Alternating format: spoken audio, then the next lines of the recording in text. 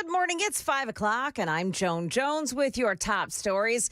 A man who stabbed 11 people at a Michigan Walmart this weekend is facing terrorism charges. 42-year-old Bradford Gilley started attacking shoppers near the checkout area with a folding knife before being chased into the parking lot and confronted by a group of Good Samaritans. ABC's Rena Roy. Police are really crediting the Good Samaritans here. Some people that were in the parking lot, perhaps other shoppers who helped detain that suspect right after this rampage. And it all went down in the parking lot right after this stabbing spree. And there's video of this, cell phone video that was captured. And we see one man pointing a gun at this alleged suspect, and another man is yelling at him to drop the knife. Now, that man with a gun, say his name, Rena. He is Marine veteran Derek Perry. And a lot of people online are calling for him to receive the Presidential Medal of Freedom. As for the victims, 4 were in serious condition as of last night, and 7 are in fair condition. The calls are growing louder for the superintendent of Metro Nashville schools to resign. Channel 4's Brendan Tierney says it comes after the schools paid out $6.5 million to settle lawsuits brought by 5 former administrators against the district. I am appalled. Sonia Thomas is the executive director of Nashville Propel, which is a group of parents pushing for education equality. She says they can no longer trust Metro schools with Dr. Battle in charge. We have teachers, students, people who work in the district who are afraid to talk about issues. Sonia says the $6.5 million settlement is taking money away from students in the classroom.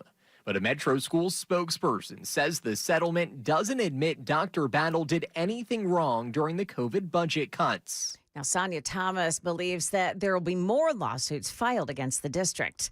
Market Numbers Report brought to you by Beacon Capital Management, online at beaconcm.com. A busy week ahead, including an interest rate decision from the Fed, the July jobs report, and President Trump's tariffs deadline. First to rates after President Trump took a tense tour with Fed Chairman Jerome Powell of construction at the Federal Reserve headquarters in Washington, D.C., Trump said he would like to see interest rates lower and believes Powell is, quote, going to do the right thing. But on Wednesday, the central bank is expected to hold interest rates steady with the funds rate at 4.5%. However, investors and likely the president will be closely watching for any hints about future policy moves. We'll finish the week on Friday with the monthly U.S. jobs report. Analysts predict employment in July to have increased by 102,000 jobs after rising by 147,000 jobs in June. Also Friday, the 1st of August, is President Trump's deadline for trade negotiations with a number of countries, and higher tariffs could kick in, bringing in more economic volatility. Dave Packer, ABC News. And the president did announce a trade deal with the EU over the weekend, and stock futures right now are plus 74. NASDAQ futures gaining 107. S&P futures, they're up 17 points. That's the latest news. Traffic and weather next. I'm Joan Jones, WTN News.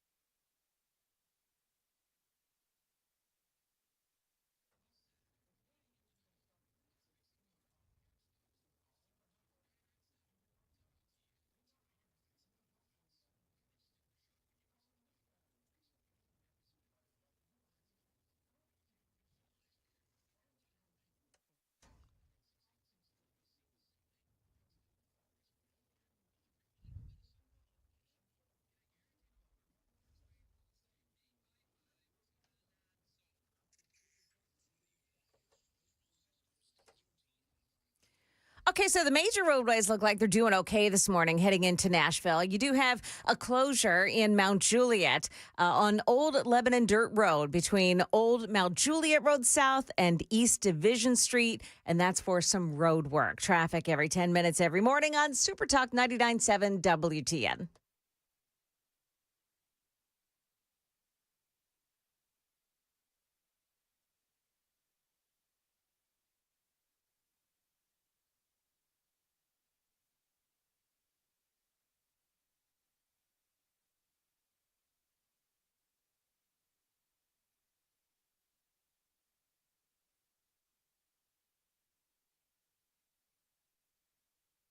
.506 Nashville's Morning News on Super Talk 99.7 WTN. Good morning to your friends. Welcome on into a Monday, July 28th of 2025. Hope you are doing well. We have a lot of great news regarding Donald Trump. We're going to get into all of that. You heard Joan talking about the great deal with the EU. Unless you're in the EU. I don't know if you've noticed this, Joan, but they're pissed. Oh, they're so mad. In the EU, I mean, they are spitting mad because they feel like Donald Trump, the great negotiator, really got the best of them in this deal.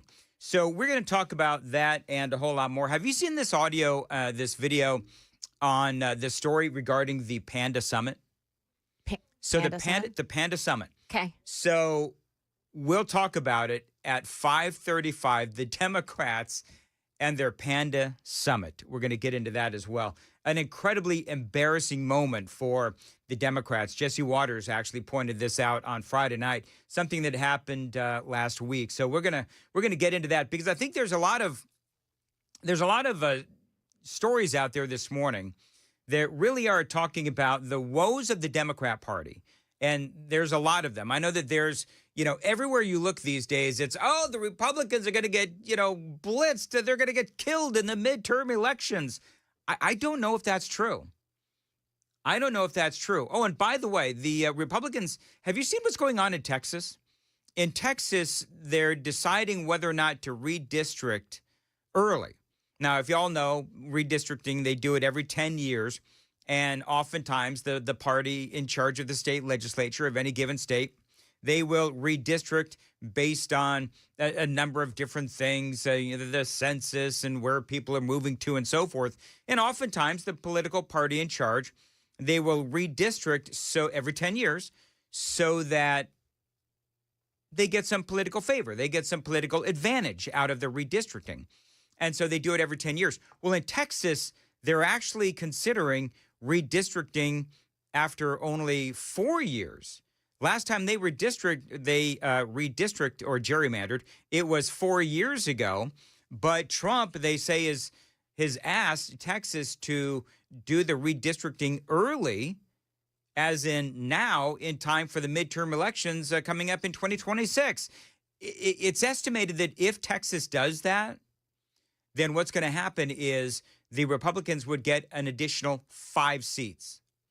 Here's the question, though, and this is the Daily Dan poll. Here is the question. This is part of the news cycle this morning.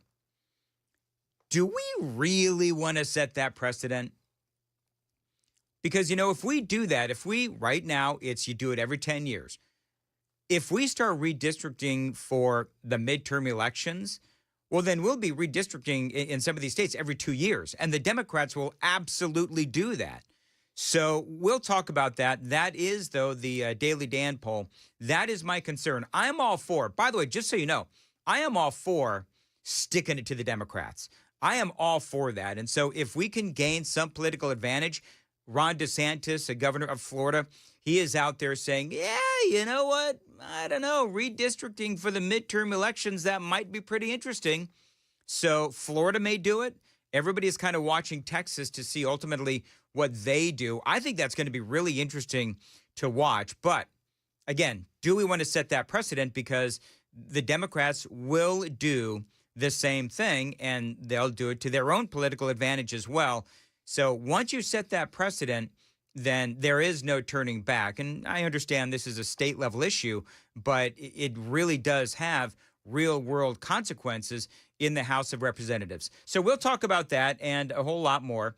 But I do want to start out with some good news with President Trump and the EU and this deal, because there's a lot that has gone into this deal. And again, not to belabor the point, but it is a very good deal.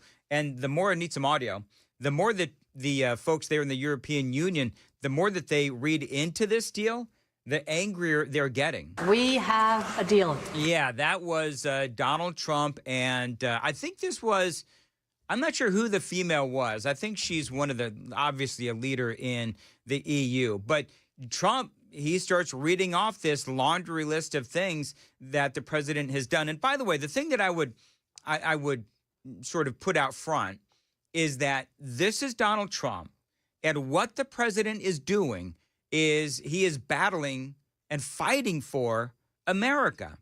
Isn't it nice, and this may sound cliche at this point, but isn't it nice to have a president that is running around, flying around the world, and he's not bowing to our enemies, and he's not bowing to even our allies, if you will, and he's not running around apologizing for American exceptionalism. No, he is fighting for you and me. He's fighting for the American people. They are going to purchase from the United States $750 billion worth of energy. They are going to agree to invest into the United States $600 billion more than they're investing already. So they're investing a large amount of money. They're agreeing to open up their countries to trade at zero tariff, and they're agreeing to purchase a vast amount of military equipment.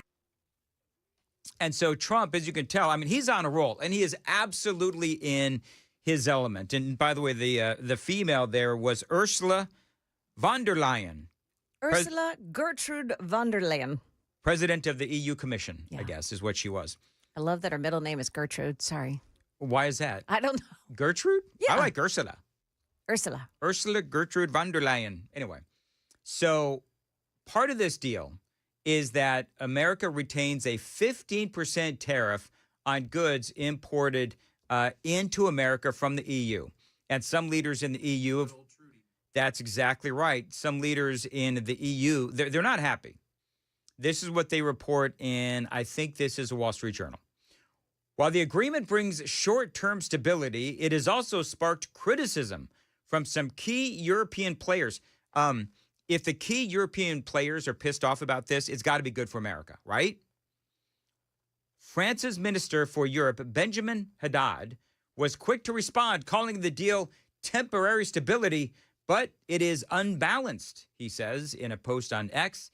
His comments reflect broader concerns in Europe that while the agreement avoids the worst-case scenario, which is those really high tariffs, it does come at a steep cost. Again, under the terms, a flat 15% tariff will apply to EU goods, European Union goods, including automobiles, pharmaceuticals, semiconductors as well. And so she welcomed the agreement, but she admitted the outcome was far from ideal, saying it will bring stability, it will bring predictability. That is very important for our businesses on both sides of the Atlantic, she says, before adding, 15% is not to be underestimated, though. It is the best that we could get. I mean, here's the deal, is that Donald Trump always talks about in a negotiation who's got the cards. And in this particular case, it is clear that America and Donald Trump have the cards. They need our economy. And Donald Trump has been saying for years and years that America ultimately is the sucker of the world because of the fact that we have all of these different categories that are closed to America. If we wanted to export into other countries, some of these categories, simply put, we weren't allowed to because of all of the regulations in the EU and in some of these various countries. And Trump said, no. What we're going to do is we're going to open things up. We're going to have tariffs, and we are going to make this far more balanced. And so while the EU right now, you got all these folks that are complaining about the unbalanced nature of this deal, the reality is if you listen to Donald Trump, it has been unbalanced for years against Donald Trump, I should say, against America. And so what the president wanted to do is he wanted to rebalance these deals. And that is exactly what he has done. So it is no longer unbalanced to the detriment of America. If you listen to the EU, it is unbalanced in favor of America. And I'm going to be honest with you, I personally don't believe that that is all that big of a tragedy, because what is good for America is good for you and I. It is 5:15. Time to check the... No, Jesus. I've already shanked the morning. Already. I don't know. Early, Dan. It's Monday. You know what? It's Monday. The cobwebs. My brain is melting from the heat that we've got going on today. All of those things. All of those excuses. All of those things. Yes, indeed. Anyway, it is 5:15. Time to check the roads on WTN. Yes. So there are no big delays this morning on the major roadways heading in, but you still may find this morning that it is closed off in Mount Juliet on Old Lebanon Dirt Road between Old Mount Juliet Road South and East Division Street. Looks like they're still working on the roadway there. Traffic every 10 minutes every morning on Super Talk 99.7 WTN. Thank you very much. Speaking of the heat, partly clouded today, a 40% chance for afternoon showers or thunderstorms. Hot and humid, high around 95. The feels like temperature, Joan, as high as 111 degrees. Yes. And today's not going to be the worst of it this week. No, is it Wednesday? I think it's Wednesday. I think, is it Wednesday? The feels like temperature is going to be what? Do we know yet? I mean, I know above 110, whatever. Above 110. Yeah. Maybe 112, 113, 115 degrees. Yeah. Probably 150. Are you going to be dumb enough to go golfing on that day? Because you were like a monster golfer. I know that we're golfing today and tomorrow, but I think we're going to set it out on Wednesday. Isn't that the one nice thing about having to be at work at stupid o'clock? Yes. Is that you do have the rest of the day to just sort of like hang out and do whatever it is that you want. I mean, Sam, you're new to these hours. So, I mean, I think that when I first started working these hours, like on an everyday basis, I said on the air that I loved them, but I actually hated them. Yeah. I loathed them. My life was just completely sucked. But now I love them because I can get off the air at 9 and I can go hang out the rest of the day. I can go swim in my 92-degree pool and feel like a lobster, being boiled alive. Soup. Yeah, exactly. Have some Dan soup, which nobody wants that, trust me. So anyway, and so we'll have fun. I'm not going to go outside. That's my plans for the week. I'm not going to go outside. I'm not even going to swim in the pool because it is just too hot. It seems like Florida. Like I heard a woman speaking one time. She lives in Florida. She was from the Northeast, moved to Florida, and I said, "How do you deal with the heat?" And she said, "Well, we go out and do our chores and things we need to get done before 11 o'clock, and then 11 o'clock in the morning we go home and stay home the rest of the day." I thought, "Gosh, that's terrible." But it feels like that here. Yeah, but you know what? It does. But to me, it just does feel like it's really nice to be able to just, get, as far as our hours go, get stuff done. Oh, yeah. You know what I mean? And just in the morning, I've been still waking up at 3 or 4 o'clock in the morning, even on Saturday and Sunday. So I got into my jacuzzi. Yeah. Do you know what the temperature was? So this is the weird thing about jacuzzis. Is that by law, you're only supposed to, you can't have it above 104 degrees. Like, that's the highest temperature it can physically go in the jacuzzi. Unless there's, I guess, some way to work around that. But it's cooler in the jacuzzi. No. Okay. My jacuzzi, because of the outside temperature, was 108. Oh. 108 degrees on Saturday morning. That's like boiling. I got in. I did. I got in. And how long did you stay? About 20 minutes. Wow. I did the whole jumping, from my jacuzzi to the pool, back to the jacuzzi. I do that every Saturday morning. You must be fun for your neighbors to watch. I got Morgan Wallen playing at like 5, 6 o'clock in the morning. Oh.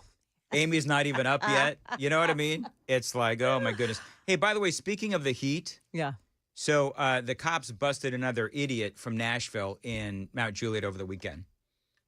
I don't know if you saw this. They seem to like to go there.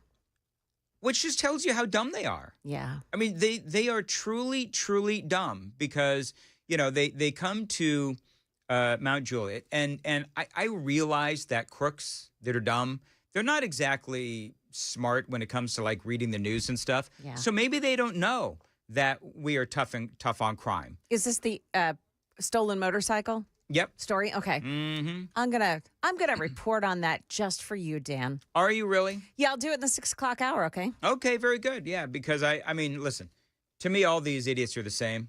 You know what I mean? It's like we keep busting them because they keep coming to where I live in Mount Juliet. And I have absolutely nothing but happiness that we're getting these guys busted every single weekend. But this guy qualifies for like the dumb criminal of the day. Maybe he can be our own because, Murphy Show does Yeah. nincompoops in the news. Maybe this guy can be our nincompoop in the news. We have to learn to say it first. Nincompoops in the news. Yeah. Dan's Dummy of the Week. Dan's Dummy of the Week. Oh, I We like could do that. that. Yeah. We could do Yeah. that. Yeah, we could. You know what? There's so many though. Remember we tried that? Every once in a while we try things. Sam, you'll learn this. I have great ideas on some days, and then I just forget to carry it forward. Because we've done this like many different times, and I just forget from day to day what I said. Hey, we're going to try this every single day, and yet I fail every single week. Anyway, it is 5:22 on Nashville's Morning News. All right, so Dan's. Maybe we could do Dan's Daily Dummy. Instead of a weekly dummy, we could do Dan's I Daily like that. Dummy. Dan's Daily Dummy. There's Yeah. lots of dummies out there. Write that down, Joan. Well, see, it's Sam's job to remind you every morning that you need to do it. Come on, Sam. You got to step it up. I know it's Yes, only like your Sam. third day. He's writing it down so he remembers. Good. All right, Joan, what's coming up? Yeah, so it's still hot, but we do have some good news on the weather front for you. And also, why Homeland Security agents stormed the cockpit of a Delta flight this weekend. Got those stories and more coming up at 5:30 on Super Talk 99.7 WTN.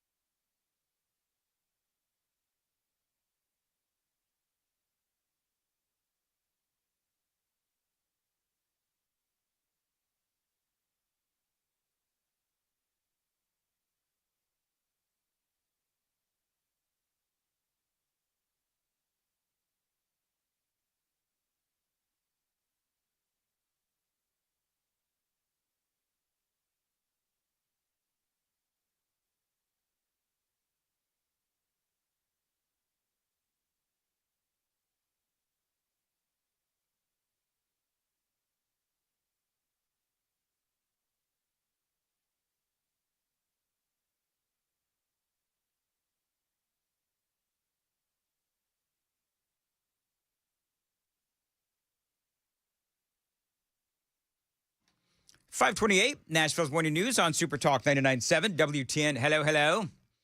Super text line is open, by the way, and 4702. Always, do you know what I love about the super text line, Joan? Is that I get so many positive affirmations from the super text line. For example, 4702 says, hey, Sam, just so you know, most days Dan's daily dummy will be Dan. See, I find that funny, but it's like the daily affirmations, everybody piling on. For example, when I talked about how I was in my jacuzzi and it was like 107, 108 degrees, and a lot of people said, who would have thought Dan would be a boiled shrimp? A boiled shrimp. A boiled shrimp. You see how that works there? Love that, yeah. So the super texters bring the fire early. I like it. You know, we don't do any warm-ups on this show in the 5 o'clock hour. No. We bring the fire right away. And the listeners do too. Hey, you want to hear how bad things are for the Democrats? Would love to, thanks. So apparently Harry Enton from CNN, he is talking about how they have now hit record lows in favorability. This is what he says. Harry Enton is going to say this momentarily. Hey, Sam, remember what I was talking about right before the show with computer issues with my computer and how I'm getting the circle of death? My computer right now is about as popular as the Democrats. Hey, you know what? Hey, at 5:35, we're going to play audio from Harry Enton that shows just how unfavorable and unliked the Democrats are. Wow. That for you and a whole lot more straight ahead. It just, you know what it is? My computer, when I try to play video, there's going to be an issue for Chris Hand because Chris Hand plays directly off of, we love Chris, I'm not bashing him, but he plays right off this computer. Well, you probably need to restart. It's, after the weekend. Yeah. You should just restart your computer. Let it do it. Are you talking about like Control-Alt-Deleting it? No. Oh, you mean like turning it off? Yeah. Oh, restart all the things. Yeah. Yeah, restart everything. Like allow it to update and restart. Yeah. Because it's just going to do this all morning long. Well, luckily I don't actually play a lot of stuff directly off of the computer. Mm-hmm. But this is why I don't. But hopefully it'll be ready to go by the time 5:35 rolls around. It is 5:30 on Nashville's Morning News on WTN.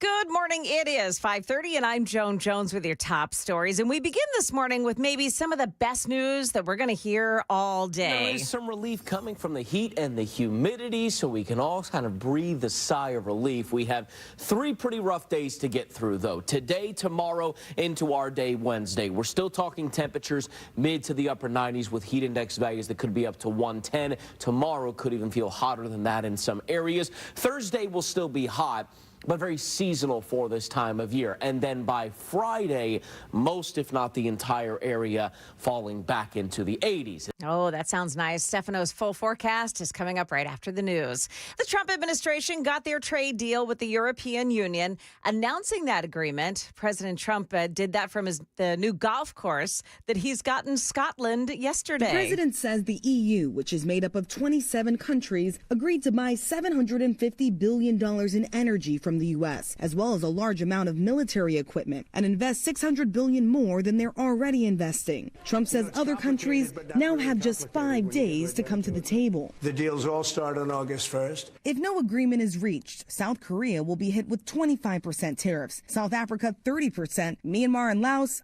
40%. It's ABC's Rachel Scott. Did you see that armored golf cart yesterday, too? Wow. Passengers on board a Delta flight that landed in San Francisco on Saturday were told to stay in their seats as 10 federal agents, including Homeland Security officers, boarded that plane, stormed the cockpit, and arrested the co-pilot. Fox News is reporting that he was arrested on charges of child sexual abuse material. But at least one passenger told the San Francisco Chronicle that it was, quote, rage-inducing to see somebody being disappeared. That is the latest news. Disappeared? Yeah, that's what they said. What did they arrest him for? For child sexual abuse material. And they said what? That he was being disappeared. Who said that? One of the passengers. Oh, Because my they were in goodness San gracious. Francisco, you see. Oh, got it. Okay, now it all Now it all tracks. makes sense? Now it all makes Yeah, I sense. knew That it would. tracks. Okay, very good. Thank you. All right, that is the latest Dumb news. Democrat. This is why they're so unpopular. Yeah, well, yes. And it's a perfect, what do they call that? A segue into your segment coming up. Yes. Traffic and weather are next. I'm Joan Jones, WTN News.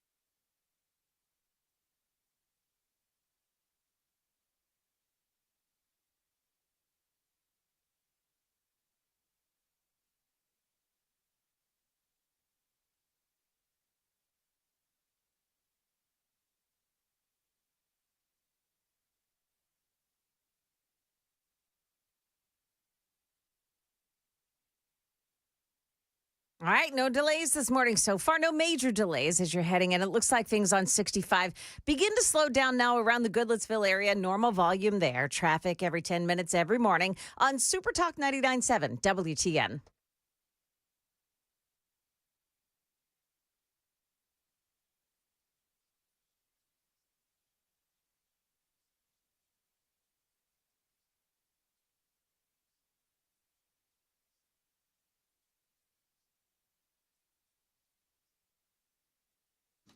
538 Nashville's Morning News on Super Talk 99.7 WTN. Joan, you're not going to believe this. What? I still have the circle of doom. So I'm not going to do the my goodness. Democrats are so incredibly unpopular story right now, but I will. Suffice to say, though, that there's a new Wall Street Journal poll out there that shows that Democrats are, unbelievably unpopular. And, it's interesting, too, because you have all of these folks on the left and in the media. They're trying to say that Trump is unpopular and Republicans are unpopular and Republicans are in trouble in the midterm elections. I don't know how true that is, that Republicans are going to be in trouble in the midterm elections. They're trying to say that the big, beautiful bill and the adjustments to Medicaid are what will doom Donald Trump and the Republicans. I just don't buy it. I don't buy it. Now, we'll have to see ultimately what happens, but I think that when you look at the tax breaks that were in the big, beautiful bill and all of the other things, I do believe that these Republicans, they are going to pull out and do well in the midterm elections. There is this conversation. We started the discussion earlier, Joan. Go take the Daily Dan poll on YouTube, and if you could help me out, Sam, the Daily Dan poll is, should Republicans redistrict early to help in the midterm elections? And if you, hopefully, everybody knows what that means. What are people saying on the YouTube chat? Do they say, yes, that's a good idea? Because remember, if they do that in Texas, if they do that in Florida, it could set a precedent, and the Democrats will start doing it as well. What do people say? So in the YouTube chat, we've got an overwhelming 80% yes to redistrict for a midterm advantage. Okay, even early. All right, fine, very good. So here's the other thing about redistricting and doing this early. Yes. The courts, as we know, have been holding things up for the Trump administration. So the Democrats will obviously take this to court. They'll say that it's wrong. They'll say that it's gerrymandering and it's against the law. And the courts will side in their favor, and they'll hold it up through the election, through the midterm election, to purposely put Republicans on their back foot. Well, yeah, you're right, and that is actually a great point. So maybe what they're going to do in Texas, and we'll see Florida, but everybody's watching what happens in Texas and the gerrymandering early there, because remember, you're only supposed to do it every 10 years. Yeah. They last gerrymandered or redistrict 4 years ago, 2021, and so if they do it early, that is a big deal, because the Republicans could gain 5 seats in the House of Representatives if they do it now. And in Texas, they're really upset by this. As a matter of fact, there's a guy named Isaiah Martin who is he is a congressional candidate, obviously a Democrat. And he was in this meeting. And this is so funny. He is in this meeting, and they're talking about all of this, Joan. We all remember Alex Padilla, right? Mm-hmm. Yeah. Who rushed Kristi Noem, right? Yeah. Rushed Kristi Noem, and he got hauled out. And then he cried. Yeah. Well, we now have another example of the performatism of the Democrats. This is a guy named Isaiah Martin. Not remember you kindly for what you have done. They will not. As a matter of fact, history might not remember you at all because of what you have done. Golf clap. And so what's happening is, what they're trying to do is, you got 2 big burly men on either side of this guy in this meeting where they're talking about at the Texas State Capitol, and they're talking about redistricting, and he won't leave. And so you got the 2 big burly gentlemen, and he's screaming at these people, and he won't leave, and he's saying, oh, history's going to remember you for this. You need to have shame. History will not remember you for what you have done. It is a shame. It is horrific for what you. And they're pulling him down the aisle, and it's almost like he's fighting them as these folks are pulling him. His feet are kind of dragging. You know what I mean? And it's just kind of funny. And then Jesus, get off of him. He falls to the ground, because what he did is he let his knees buckle.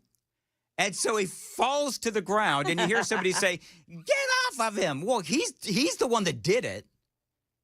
He's the one that let his knees buckle. He could have very well have just, left on his own accord, but he chose not to.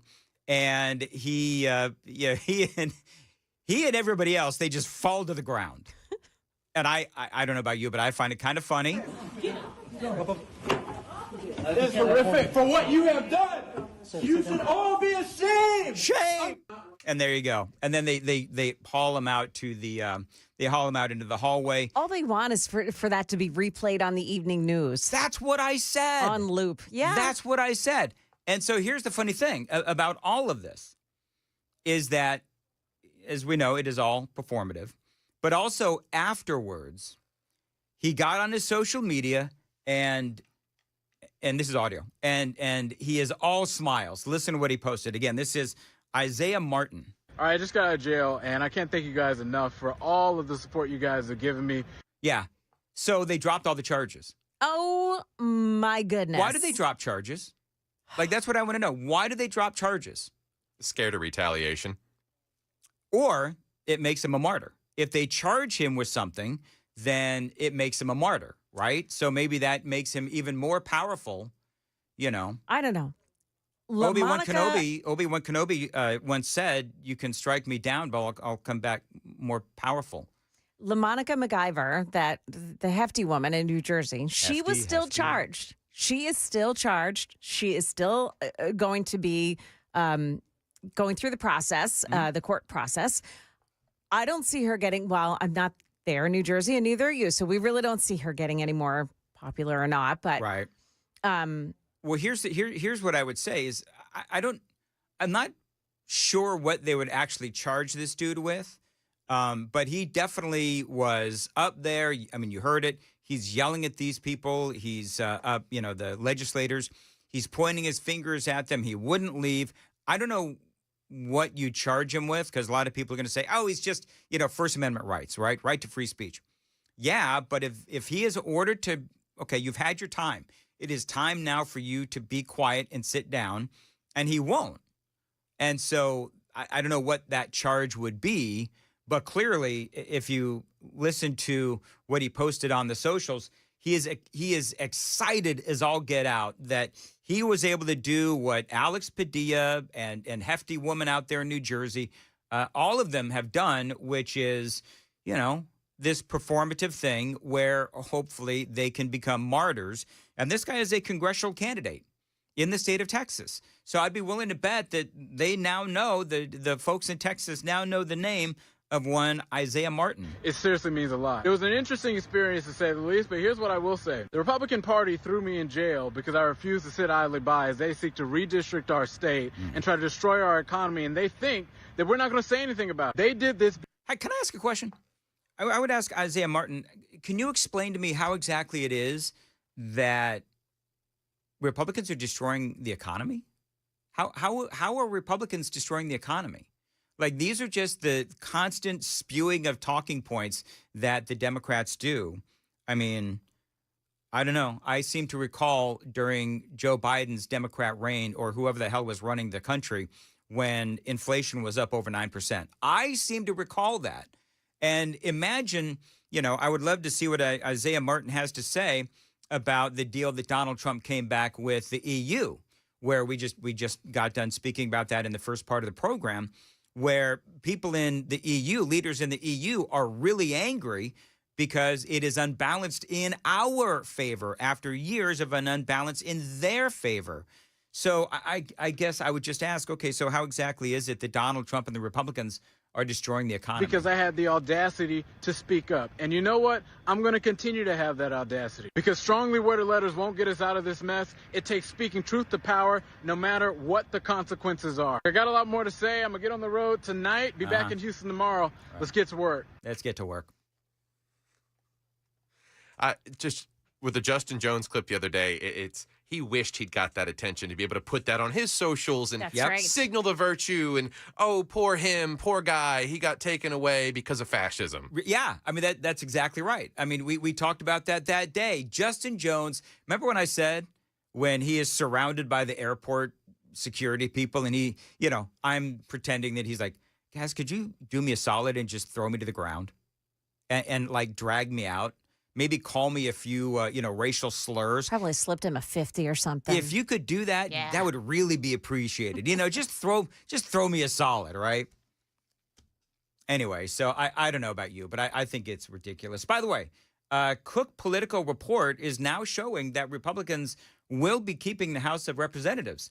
Others, of course, saying that the Democrats will win it. It is way, way, way too early to tell right now what is going to happen. But I did find that a lot of fun, actually, and that whole story a lot of fun.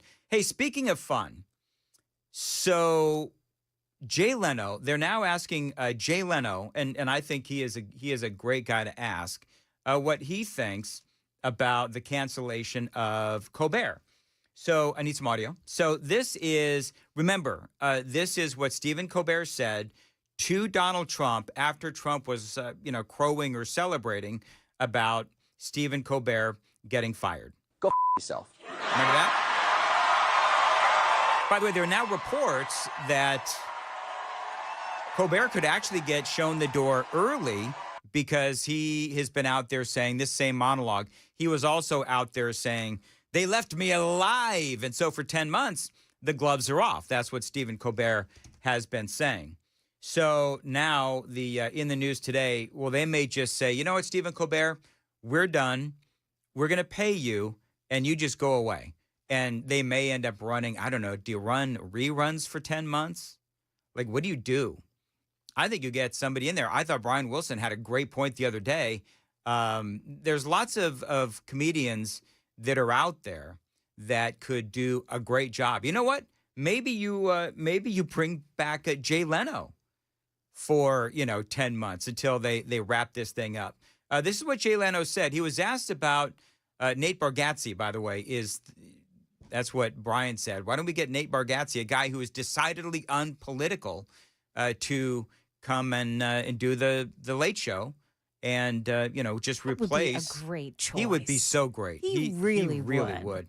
But anyway, this is what Jay Leno said about, showing so much politics. And the question really was, they looked at your jokes and your jokes were basically 50% against Republicans and 50% against Democrats. I mean, it was fair and balanced right down the line. And that your jokes were roughly equally balanced between going after Republicans and taking aim at Democrats. Well, did you have a strategy, or was that? Well, it's funny to me when I got hate letters from you and your Republican friends. Well, Miss Lyon, I hope you and your Democratic buddies are happy over the same joke, and I go, well, that's good. So that's how you get a whole audience. Now you have to be content with half the audience because you have to give your opinion. Yeah, I mean, Jay Leno is spot on right there when he says, you know what, these days you have to give an opinion. No, you don't. I would also love to see, do you know who else they could possibly get, Joan? Who's that? Jerry Seinfeld. Oh, yeah. Jerry Seinfeld is not political. And he doesn't have anything to do right now. No, he's really kind of jobless. Yeah. So, yeah. Yeah. You know what? And if he's getting Medicaid and not working, he needs to go back to work, that Jerry Seinfeld. See, that was a joke. I see. That's why I won't be doing the Tonight Show or the Late Show or whatever. Anyway, here's more from Jay Leno. And to me, I like to think that people come to a comedy show to kind of get away from the things, the pressures of life, wherever it might be. And I love political humor, don't get me wrong, but it's just what happens was people wind up cozying too much to one side or the other. Comedy can be used to unite or divide people. Do you have any advice on how we can use it for common ground? Well, this is a great uniter. Funny is funny. People either, it's funny when someone who's not, who you make fun of their side and they laugh at it, That's kind of what I do. I just find getting out, I don't think anybody wants to hear a lecture. Yeah, he's right. That's Jay Leno. And obviously, I think he is for the majority of Americans. And I think you bring back Jay Leno. I think that would be a great thing to do. One more soundbite from Jay Leno talking about how dumb it is to alienate half of America. Well, why shoot for just half an audience all the time? Why not try to get the whole? I mean, I like to bring people into the big picture. I don't understand why you would alienate one particular group, or just don't do it at all. I'm not saying you have to throw your support or whatever, but just do what's funny, you know? So 1107 says, good morning. David Letterman should close the series out. It is only fitting. Letterman is as caustic as Stephen Colbert. Oh, yes. I mean, maybe even more, because at least Stephen Colbert smiles about it. Jay Leno is just, not Jay Leno, I'm sorry. David Letterman. David Letterman is just scowling and grumpy. He is a grumpy scowler is what he is. Yeah. By the way, somebody says this is 1607. I don't know if you saw this, Joan. You're probably not allowed to cover this, but there were a bunch of white folks attacked at a jazz festival in Cincinnati this weekend. I am definitely going to cover that. All over the internet. It's hard to find, and I would challenge anyone, it's hard to find the story on the legacy media outlets. They're not covering it. They're not covering it because it's white people being attacked by black gangs. All right, we'll talk about that in the 6 o'clock hour. By the way, Jay Leno probably wouldn't do any of this. His wife has dementia. He has conservatorship, and he's taking care of her. So I got to tell you, I admire Jay Leno. Me too. For so many different reasons, but that's definitely one of them. All right. Well, why? It is. It's my bad. Shut up, Jay. I love him, but he's got to shut up. I'm just kidding. I played the wrong cut. It is 5:54 on Super Talk. All right, Joan Jones, what's coming up? Yeah, so we will have that story for you, Dan, about the man who was riding a stolen motorcycle into Mount Juliet this weekend. Also, this afternoon, we could find out if the big tunnel is coming to Nashville. We've got details on that coming up here at 6 o'clock on Super Talk 99.7 WTN.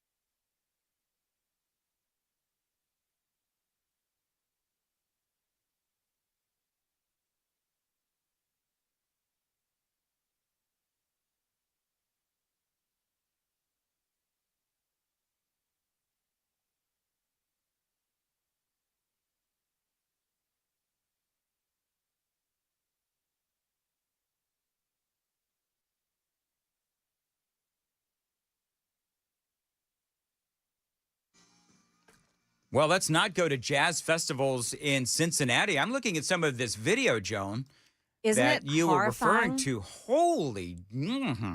Yeah. So the woman, I was just saying this to Sam. If that woman is not dead, I'd be surprised. This is horrifying. She hit her head, the back of her head on the roadway, and she was motionless, eyes open, staring. There is no excuse. No. For what happened here. Now my question is, do we know what led up to this? I mean, was there like an argument? Was there, I don't know. Like, I want to say that I can't imagine that this was a situation where they're just walking around this jazz festival and they get clocked. But then again, we all have seen the knockout game that a lot of folks played there that happened in places like New York and so forth, where you'd have, people walking down the street and some jackass just comes up and slugs somebody in the head. The knockout game. All over Washington, D.C., and the media there, including the media that I worked for, denied that it was a knockout game. They denied it. We got people walking up, black people often, walking up and knocking folks on the side of the head, knocking them out, including from behind. Including like 70-year-old women. Yeah. I've never... I don't know. It's just this video. I'm going to go ahead and tweet this out on my X feed at Dan Mandis Show, and it's an example. But again, I can't imagine. There's no justification for this. Mm-hmm. There's just not. And you're right. These people seem to be just walking around and they're jumped on, and it just looks like they are ambushed. So.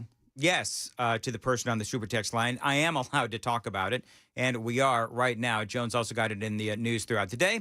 It is 6 o'clock on WTN.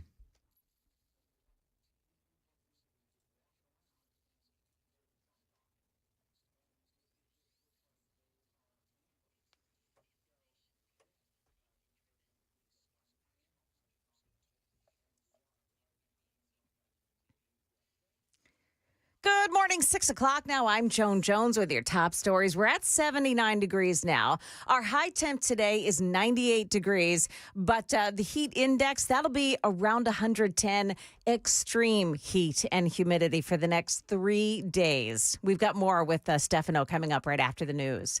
President Trump had been double dipping over the weekend in Scotland, where he spent time on his new golf course and also tied up a trade deal with the European Union. So they did agree to this 15% baseline tariff on most goods, including cars. And then also the president's priority here was really trying to even the score, especially with the European Union, the United States having this trade deficit. And so ultimately, the European Union has now agreed to invest more money in energy, also $600 billion more than they were previously investing as well, in addition to purchasing some military equipment too, though the president said those details are still being figured out. That's ABC's Rachel Scott. We'll get more details throughout the day.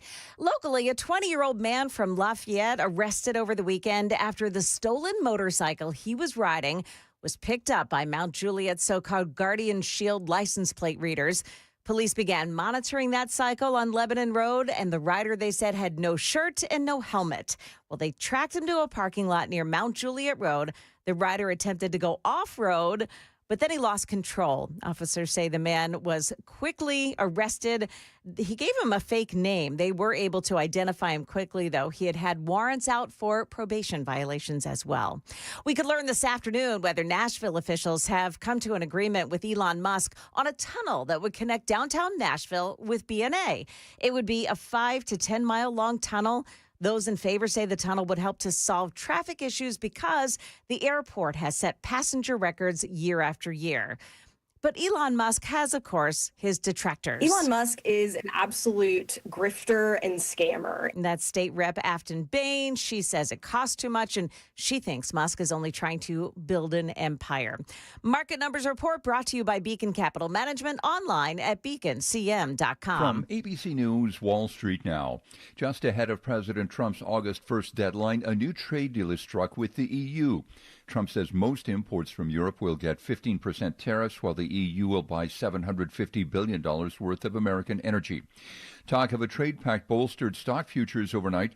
On Friday, the Dow Jones added 208 points going into the weekend. The S&P 0.4%, the Nasdaq 0.25%. The Standard & Poor's and Nasdaq start the week at record highs. Marvel Studios took a step toward regaining its reputation as Hollywood's most reliable hitmaker over the weekend. The Fantastic Four: First Steps was expected to open with $118 million in ticket sales at theaters in the U.S. and Canada. Warner Brothers Discovery saw two movies crossing the $500 million mark in their weeks on the screen. Superman soared to $502 million. F1, which Warner Brothers distributed, topped $509 million in ticket sales.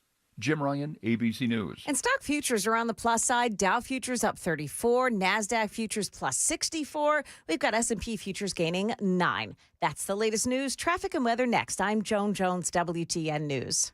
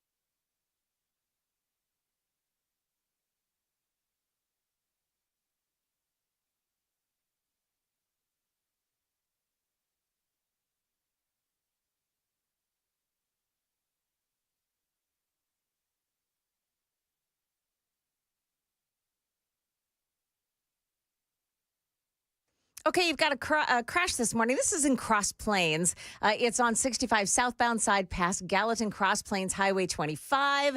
It's a one-car crash. It's the left shoulder that is blocked off by that. You've got traffic slowing down on 65 south in the Goodlettsville area this morning. Looks like things are just now starting to slow down on 24 westbound side. Traffic every 10 minutes every morning on Super Talk 99.7 WTN.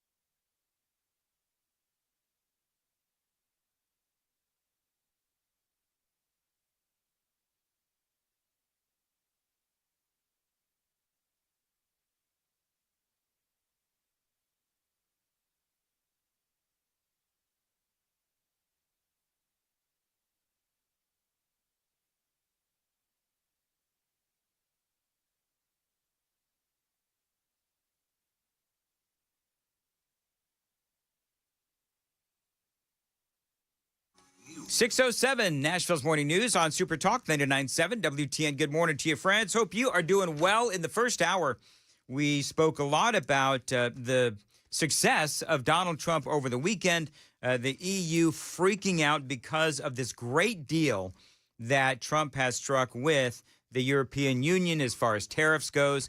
We'll revisit that topic coming up at 6:36. when we speak to Matthew Hurt, as he is our grassroots political analyst. A lot of victories, a lot of wins for Donald Trump, and that is yet another one. And people there again in the EU not real happy, because part of what they're saying is that this is an unbalanced deal and that Donald Trump got the better of the EU. Well, you know what? Too bad, so sad. This is an opportunity for Donald Trump. And as I said, in the 6 o'clock hour and the 5 o'clock hour, it's so nice to have a president flying around the country, not apologizing for America's exceptionalism, but actually better deals, negotiating better deals for America. So there is a lot going on. Russiagate, of course, continues. Tulsi Gabbard is accusing Barack Obama. As you know, there's some updates to this story. Tulsi Gabbard is accusing Barack Obama and members of his intelligence team of conspiring to hijack Donald Trump's first term. We've been keeping you updated on this story for, the last, really for many years now, but here in the last couple of weeks since this whole thing has bubbled to the surface. So now we have John Ratcliffe speaking to Maria Bartiromo over the weekend. The question is, could there actually be charges or referrals for charges against people like John Brennan, James Comey, maybe even Hillary Clinton? Ultimately, what will the end result be? There is some new information that is about to drop, and I think that is about to drop today or at some point this week from the Durham report. Now, what it is, we don't really know, but current CIA Director John Ratcliffe, he's been putting together a timeline. He was on with Maria Bartiromo, and this is part of what he said. In the summer of 2016, U.S. intelligence intercepted Russian intelligence talking about a Hillary Clinton plan to falsely accuse Donald Trump of Russia collusion, to vilify him and smear him with what would become known infamously as the Steele dossier. And Maria, this intelligence was so explosive that John Brennan briefed President Obama, Vice President Biden, Jim Clapper, James Comey, the entire national security team, telling them about this Hillary Clinton plan. Right. And so that was the summer, of course, as you know, of 2016. Everybody within the administration knows about the contents of the dossier, the fake assertions that Donald Trump was colluding with the Russians when he was not. Ultimately, it seemed like the Obama administration, they were colluding with the media and Hillary Clinton to put forth this false narrative. And Trump, if you remember, he kept saying this whole thing is a hoax, it's a hoax, it's a hoax. But the media relentlessly furthered this story. And quite frankly, they are just as culpable as Hillary Clinton and Barack Obama and John Brennan in this whole thing as, because they furthered the story over and over again. So the media is just as culpable. And so then we ended up, as you know, going through the Mueller investigation, the Durham report, all of that. But at the time of that initial meeting, CIA Director John Brennan was writing notes about all of this, which those notes have been made public. During that 4-year period of time, think about the countless interviews that Barack Obama, Joe Biden, Jim Clapper, James Comey, John Brennan gave to the public, and testimony that they gave under oath about how Russia was involved in our election. And not one time, not a single time, did they ever reference what became verified intelligence, a Hillary Clinton plan. Verified, Maria, because in 2020, Hillary Clinton's own campaign manager took the oath under penalty of perjury in the trial of Michael Sussman and was asked about this plan and said, yes, there was a plan, and Hillary Clinton personally approved it. So all they did was talk about the fake Steele dossier, but never talked about the true intelligence, the true origins of the Russia collusion hoax was that this was a Hillary Clinton campaign scheme. And as we spoke about last week, the Russians had all kinds of dirt on Hillary. They wanted her to win because of all of the dirt when they hacked into the DNC and all of their, conversations about Hillary and how she was manic. She had all these health issues. Remember all of that? Yeah. So there really was exculpatory evidence, if you will, that was out there. And Obama and Brennan and all of his henchmen, they just simply ignored it. Even the Republicans, of course, y'all know, John McCain, he was the one that gave the dossier to James Comey. His people, by the way, also gave it to the New York Times and the Washington Post. Finally, BuzzFeed published it. But everybody, you know, listening to John Ratcliffe speak, everybody is in on the joke in Washington, D.C. And yet they reported it relentlessly. And all of this is important because we, as Americans, let alone Trump supporters, we had our votes hijacked back in 2016. And now those same people, many of them, are still around and living the good life, knowing what they did. And they're laughing at us because they know that they got away with this. But they may not be laughing now. They may be actually shaking in their shoes, especially John Brennan, who lied under oath. And so last week, the story was all about the changing of intelligence of that intelligence intelligence assessment. They pulled it back. Then they started using that dossier to attack Donald Trump. But now, according to John Ratcliffe, something is about to drop. But what hasn't come out yet and what's going to come out is the underlying intelligence that I have spent the last few months making recommendations about final declassification and sent that to the Department of Justice that will come out in the John Durham report classified annex. Yeah, that's supposed to come out actually in the next couple of days, if not maybe today. So there's new information. Remember the Durham report was the investigation into the origins of the Russian collusion hoax. And what that intelligence shows, Maria, is that part of this was a Hillary Clinton plan, but part of it was an FBI plan to be an accelerant to that fake Steele dossier, to those fake Russia collusion claims by pouring oil on the fire, by amplifying the lie and burying the truth of what Hillary Clinton was up to. And you're right, Maria. John Brennan testified to John Durham in August of 2020. He also testified to the House Oversight Committee in 2022. Hillary Clinton testified before John Durham under oath in 2022. James Comey testified before the Senate committee in September 2020. All of that's within the last 5 years. Yep. And much of that testimony is, frankly, completely inconsistent with what our underlying intelligence that is about to be declassified in the Durham Annex, what that reflects. Yeah, so there's a lot of news to come. And I think this is going to be one of those stories that is going to be constantly updating over the next couple of months. And no, I don't believe that the Trump administration is using this story to try to distract from the whole Epstein discussion. We can all handle, well, unless you're a Democrat, most of us can handle more than a couple of storylines going through the news. And so we'll continue to talk about this and a lot more. 6:15. Time to check the roads on WTN. Cross Plains, 65 southbound past Gallatin Cross Plains. An accident blocks the shoulder in the curve. Their emergency leads on 440. I'm Christy O'Brien. 6:15. As far as your weather goes, it is basically the news story of the week is going to be the heat. Partly cloudy, 40% chance this afternoon for showers or thunderstorms. Hot and humid, though, a high around 95. The feels like temperature going to be high as 111 degrees. And later on this week, we're talking about maybe as high, feels like temperature around 115. It is absolute insanity. So we've got your complete weather forecast coming up at 6:30 on Nashville's Morning News on WTN. So as I just said a few moments ago, all of this sounds like, as we listen to this audio from John Ratcliffe, he was on with Maria Bartiromo, all of this does sound like collusion, but it's the Democrats and Obama and the media, and they're all colluding to try to take down Donald Trump's term. I mean, that's clearly what they're trying to do. They're trying to assassinate him politically. Hillary funds the dossier.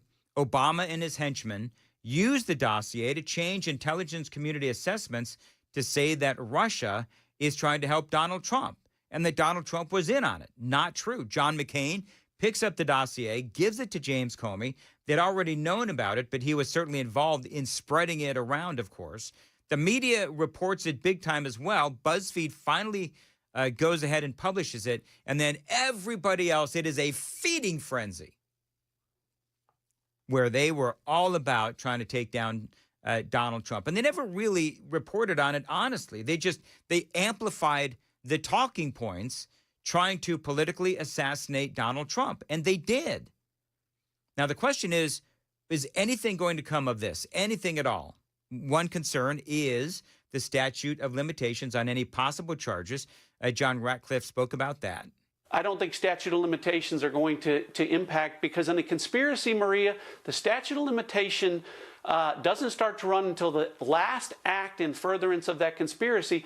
And Maria, part of why this is so important is the people behind this are still furthering the conspiracy.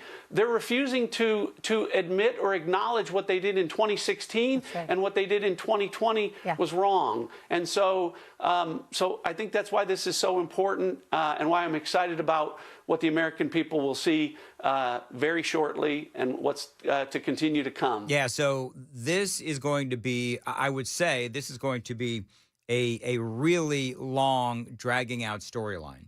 Now, we'll have to see ultimately what all of this leads to, which, and you've heard me talking about this now for a couple of weeks, I don't know if anybody will actually be charged. I think John Brennan is the guy that clearly lied in front of Congress. But if you think that Obama is going to be hauled in front of a jury and all that kind of stuff, is Obama going to be charged?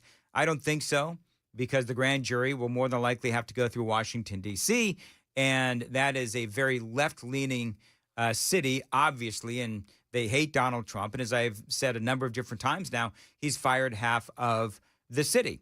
Also, the question is, does Barack Obama have immunity?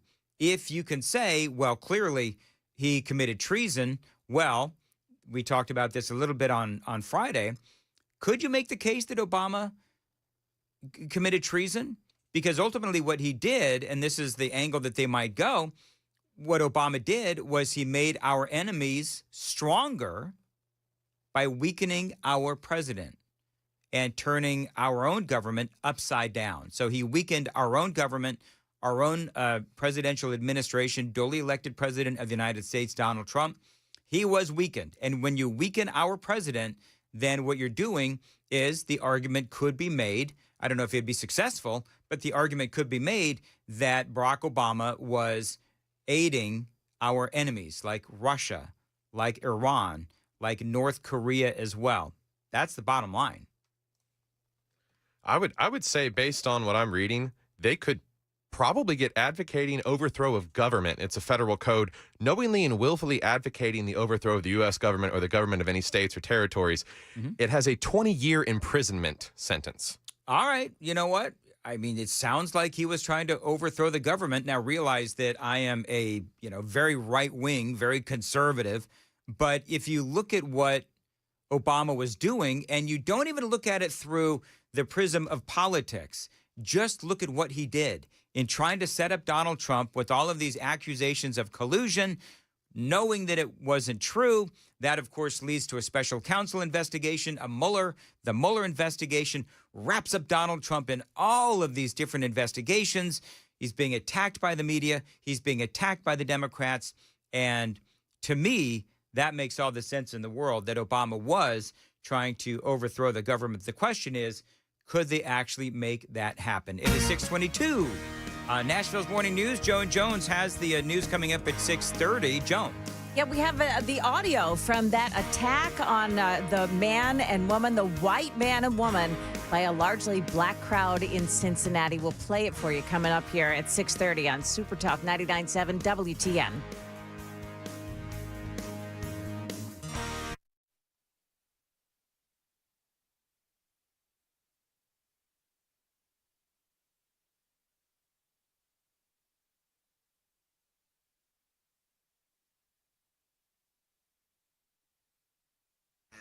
.622, Nashville's Morning News on WTN. Yes, indeed, this is a week for the swimming pool.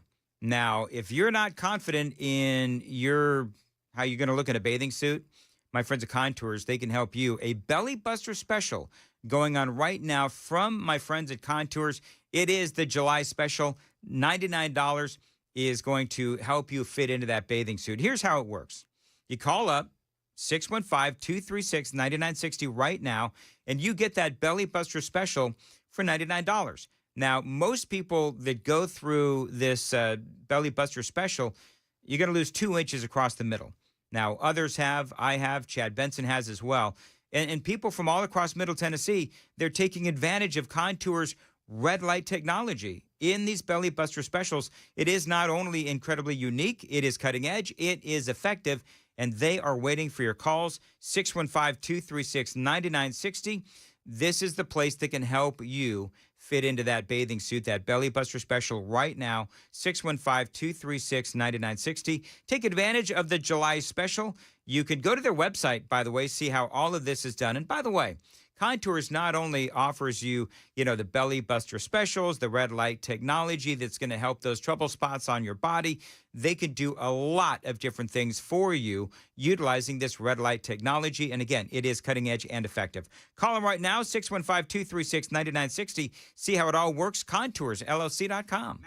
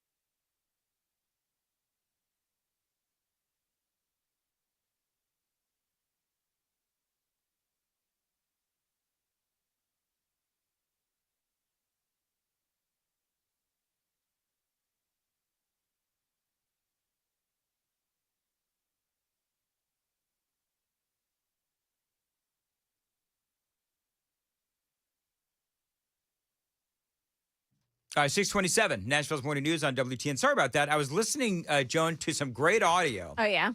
From Chris Matthews. Oh. Who is... I didn't know he could still produce great audio.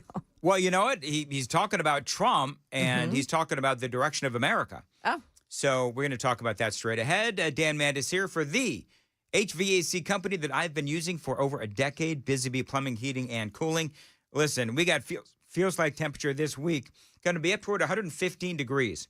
You need good and reliable air conditioning. You need Busy Bee Plumbing, Heating, and Cooling. The thing I've always loved is their mission to provide great service and save you money. Like this month, save big time on Busy Bee's smart Wi-Fi water shutoff valve. That is only $12.49 this month. You buy a whole new HVAC system with Busy Bee, you are going to get a free air duct fogging and UV light home treatment. By the way, if you need some financing, how about 0% for 18 months with approved credit and payments as low as $100 a month? Check them out online, busybeehvac.com. Tell them Dan told you to reach out, busybeehvac.com, 615-775-7833.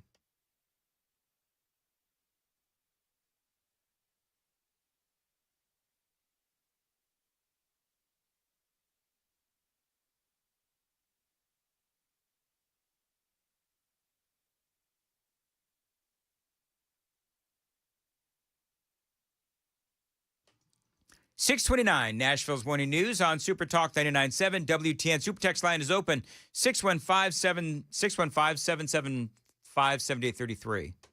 Is that the 615? Yeah, 775. I think that's what it is. I got to tell you, I think my brain is melting, Joan. Well, I think that's what it is. Yeah, could be. I'm crazy from the heat. That's it. We have a lot of stuff going on here. All right, this is Chris Matthews. And he says he doesn't believe all this negative polling on Donald Trump. To be honest with you, the country is moving towards Trump. I mean, these polls that come out and show him not doing well, I don't buy that. I think it's strength. The funny thing is, I don't know who that guy is that's interviewing him, but he's trying to get him to shut up. It's like, Chris, no, don't say that. Don't say that. And then Matthews just keeps on going. Strength is still greater than the Democratic strength. He is a stronger public figure than the Democratic people. I mean, Obama still has tremendous charisma, but Trump has strength. And I think that's what all voters look for. But they want a president who is a strong figure. And he's got it. And he can, it's just there. And half the country buys it. Yeah. All right. So there you go. That is Chris Matthews. He says that Obama still has charisma all these years after it sent a chill up his leg. Do you remember that? Oh, I do. Yeah. I do. By the way, Sam, what is the number for the super text line? 615-737-9986. I don't know what. Did you say it wrong? I completely botched it. Somebody's getting some weird text today, I guess. I said it was 775-7833. I don't know what in the world that is. But yeah, 737-9986. You know what it is? Good job, Dan. I you know what? There's a whole lot of shanking going on here on the morning show. And we're only an hour and a half in. All right, coming up next, we do have Matthew Hurt, our grassroots political analyst. He's going to be joining us next on Super Talk 99.7.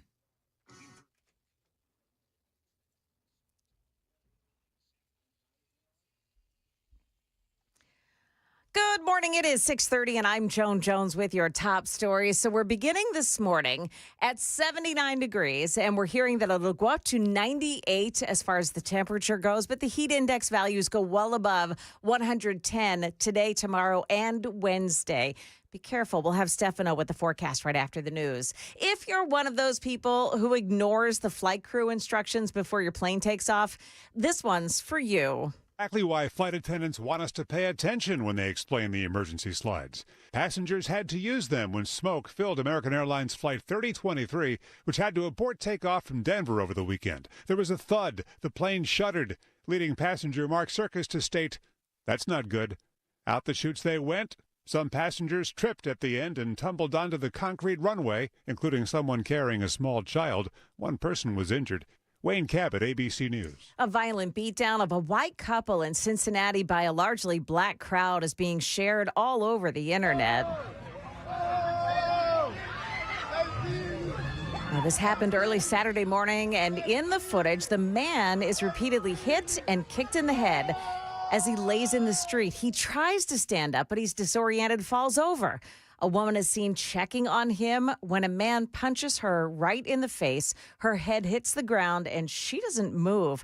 blood coming from her mouth. Police say that they have spoken to this couple. We don't have confirmation, however, on their condition today. Police do say that a verbal altercation took place before this attack. None of the perpetrators has yet been arrested. Changes to Social Security since President Trump took office. There are no more paper checks being issued, and there are beefed up personal identification measures. The biggest change, though, is that the administration is clawing back benefits from those who have been overpaid. Roughly $23 billion in Social Security payments has remained uncollected. President Trump has demanded that that money be garnished from the Social Security checks of those who have been overpaid. That's the latest news, traffic, and weather next. I'm Joan Jones, WTN News. Thank you, Joan. 6:33 on Nashville's Morning News on Super Talk. By the way, Joan, I shanked the text-in number. Yeah. Do you know what 615-775-7833 is? That's Busy Bee. Oh, that's nice. So I'm sure they're thrilled. That's why I had Busy Bee on my mind, because I had that commercial coming up, and for whatever reason, I only say the super text line or the call-in line about 75,000 times every single morning. Yeah. And I've been doing so for 11 years. Somehow, I shanked it. Anyway, it's all good. Matthew Hurt is coming up next. Dan Mandis here talking about my friends at the Glock store. Now, they are my favorite two-way superstore. Here's the reasons why. First, they do have the biggest selection of Glock handguns in the country. Now, when they say that every Glock is in stock, they're talking about every version of every model. This place is huge. And the custom Glocks, they are true works of art. It is worth the drive just to check those out. Now, second, the people there at the Glock store, they're not just Glock experts. They are Glock aficionados. They love talking about Glocks, Glock accessories, Glock performance products as well. You're never going to feel rushed or like you're asking too many questions. They have employees who drive in from Kentucky every single day just because they love working at the Glock store. And by the way, the customer service is absolutely unmatched. If their doors are open, they've got a certified Glock gunsmith on duty. Check them out for yourself. The Glock store, you can always find them online, shoot270.com or glockstore.com. Minutes from the airport and worth the drive from anywhere.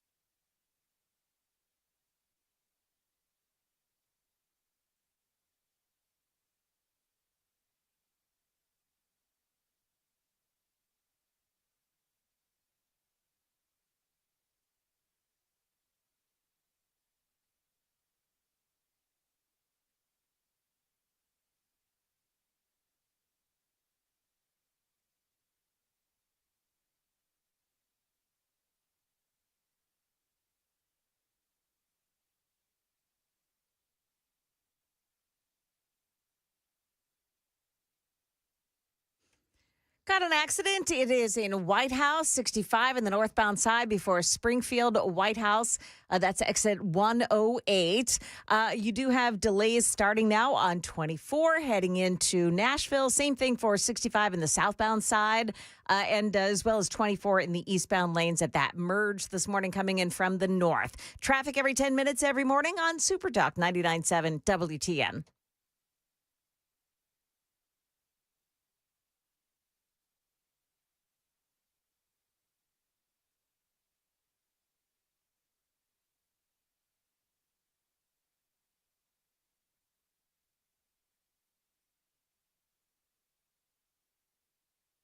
.39 Nashville's Morning News on Super Talk 99.7 WTN. Matthew Hurt is joining us on the Super Text on the Newsmaker hotline. I am all over the place today. I don't know what in the God's green earth is going on.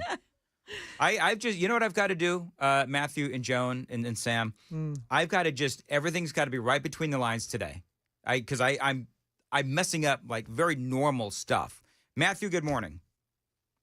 He's I just called a random phone number and I got you, so. Hey, you know what? As bad as I may be this morning, particularly, I'm nowhere near the shame spiral that Kamala Harris and the Democrats should be this morning. Did you see this Voters of Tomorrow story where they had this big thing? I guess that this is in, Washington, D.C., but you had all these people last week, these heavy hitters within the Democrat Party, and they held this big thing, and it was called Voters for Tomorrow, and they're trying to rally the youth vote, and nobody shows up. And I don't know, I don't understand, and maybe you can explain it to me, Matthew Hurt, but why did they have a panda that was there hosting it? I don't understand why a guy in a panda suit was hosting the Voters of Tomorrow Summit for the Democrats. Well, look, Dan, the panda is very popular at the National Zoo in Northwest, and so I'm certain that was a nod to the local economy, but this speaks to the problem of the Democrats. Donald Trump got a boost among the young vote in the 2024 election. The Democrats are scrambling because millennials and Zoomers are fleeing the Democratic Party, and this is just another effort of them trying to be relevant to this voter demographic, who they're going to need if they want to win future elections. But I don't know. I'm shocked as to why it is that nobody showed up. Are things really that bad for the Democrats right now? There is, I played right before the last break, some audio from Chris Matthews, who is saying that Obama, somehow he believes that Obama still has some charisma. And, of course, we all remember the whole thrill up my leg thing with Chris Matthews and Obama. But he did say that Donald Trump is still the stronger leader right now. And so even Chris Matthews sees what's going on. There is some polling done over the weekend that the Democrat Party is still incredibly unpopular. Harry Enton even sounded the alarm for the Democrats. And so I don't know. I keep hearing the media talking about how Donald Trump is, flailing in the polls, but it looks like it's the Democrats, actually.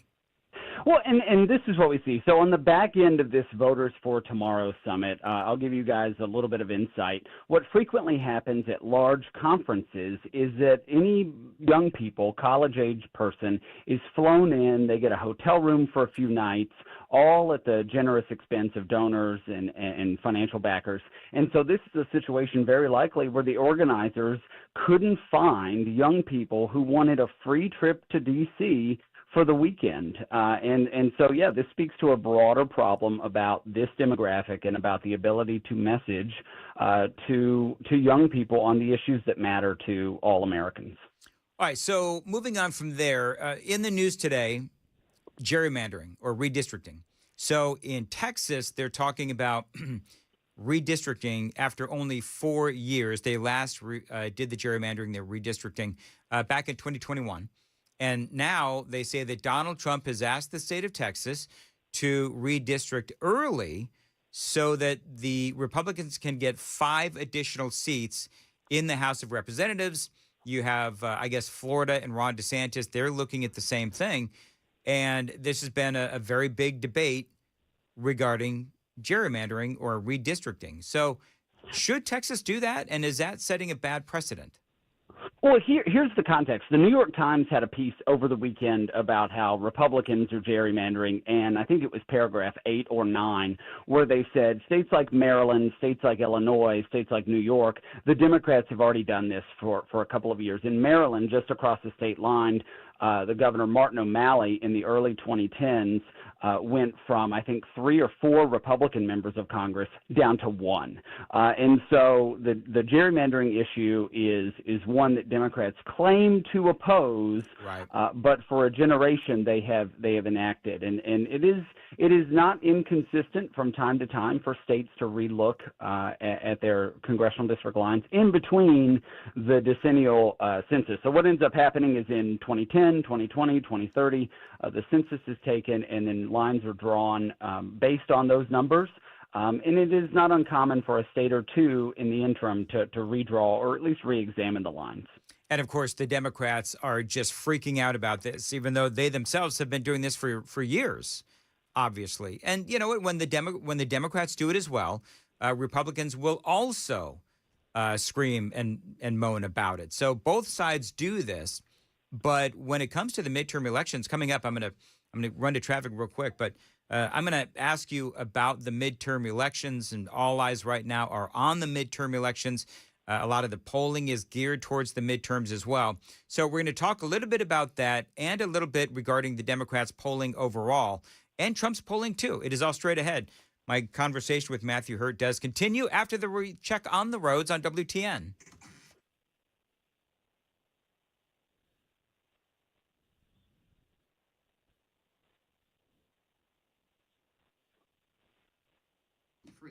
I'm Christy O'Brien. As far as your weather today, very hot, partly cloudy, 40% chance for afternoon showers or thunderstorms. Hot and humid, high around 95 today. Feels like temperature's going to be about 111. All right, so Matthew, first of all, if Texas ultimately does their gerrymandering, I guess they're still talking about it. Let's say Florida does the same. Does that vastly improve the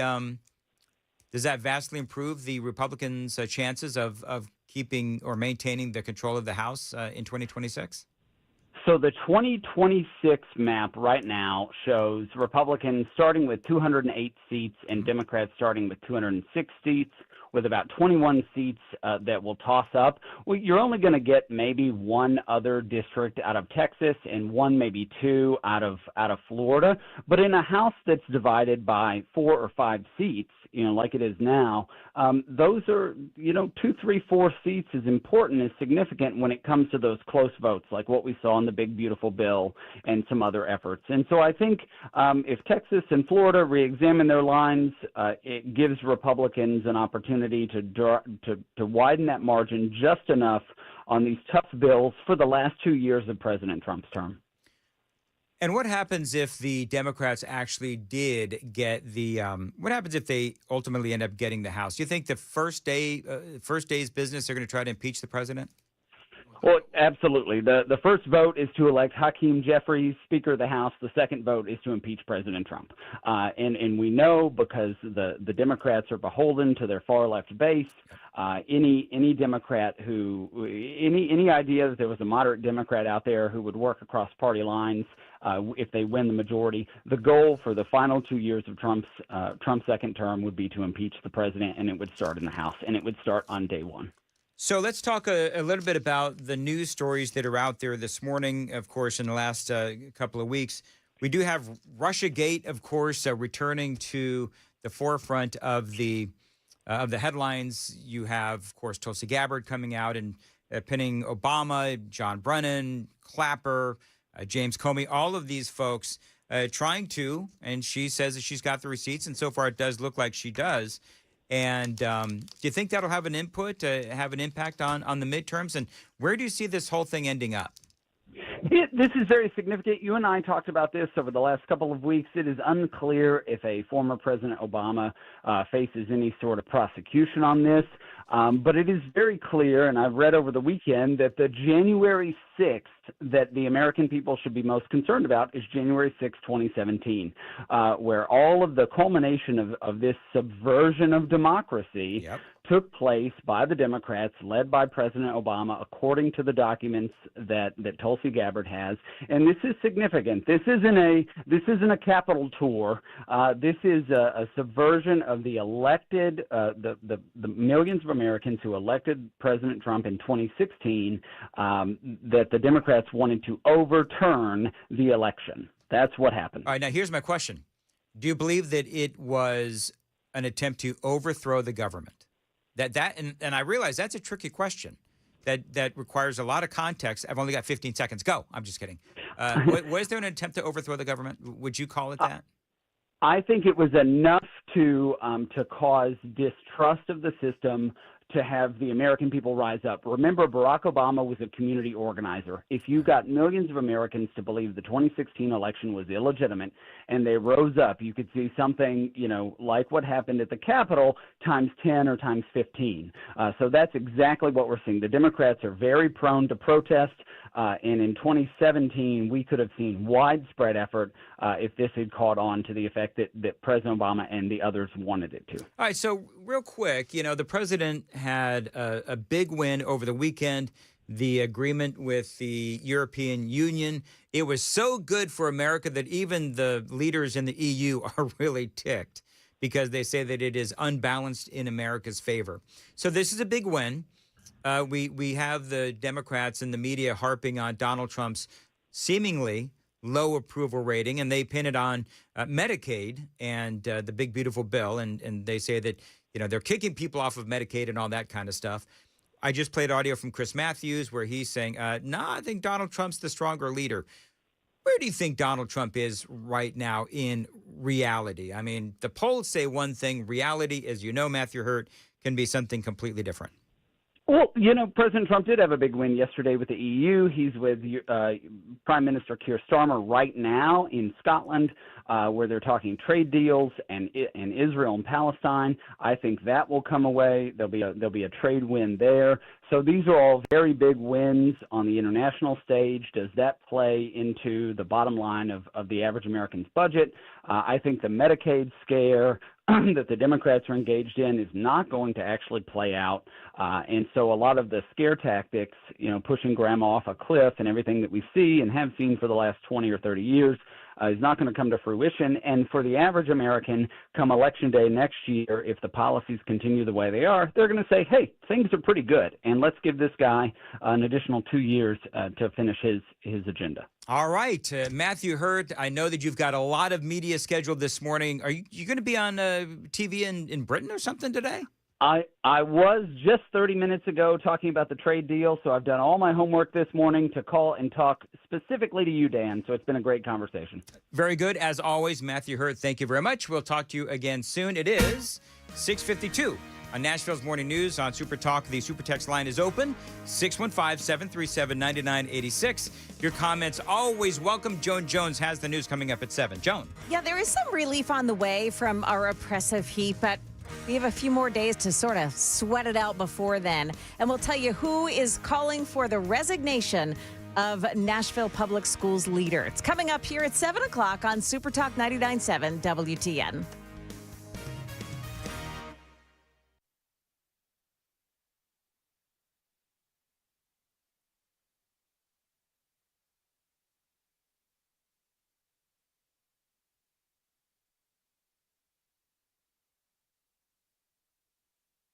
Today from 9 a.m. to noon.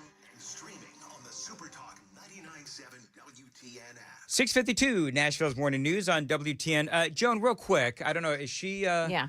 What did you say about Metro Schools? That there are the calls for the resignation of the Metro Schools leader. Of course, you know her as Adrienne Battle. Sure. They're growing, and we'll tell you, who's saying, hey, she's got to go. I was last week, I was screaming about that $6.5 million, Joan. Yeah. And by the way, there could be more. Oh, so, man. yeah. So, how bad of a leader do you have to be to cost your district, $6.5 million plus because of lawsuits? Yeah. That is incredible. And she, if she had any self, what's the right word? If she had any sense about her, she would just stand down. Yeah. She would just resign. She won't. She will not. But she you should. know that. No. All right, got to go. 6:53. Thank you, Joan. Looking forward to that report. Dan Mandis here for USS. You know, I've been telling you for years about United Structural Systems. They are experts in waterproofing, concrete leveling, and foundation repair. Now, this is a great company. They've helped me several times with my home. That is why I proudly endorse United Structural Systems. I'm one of 30,000 satisfied customers, and I got to tell you, they have always done great work for me. They're not going to charge you for any unnecessary repairs, and you won't pay a dime until the work is done and you are a satisfied customer. They can help you with all sorts of things, but basement and crawl space waterproofing, basement wall stabilization, foundation repair. We guarantee our best. Call USS at 615-488-7855. When they ask you, tell them Dan told you to reach out, USSTN.com.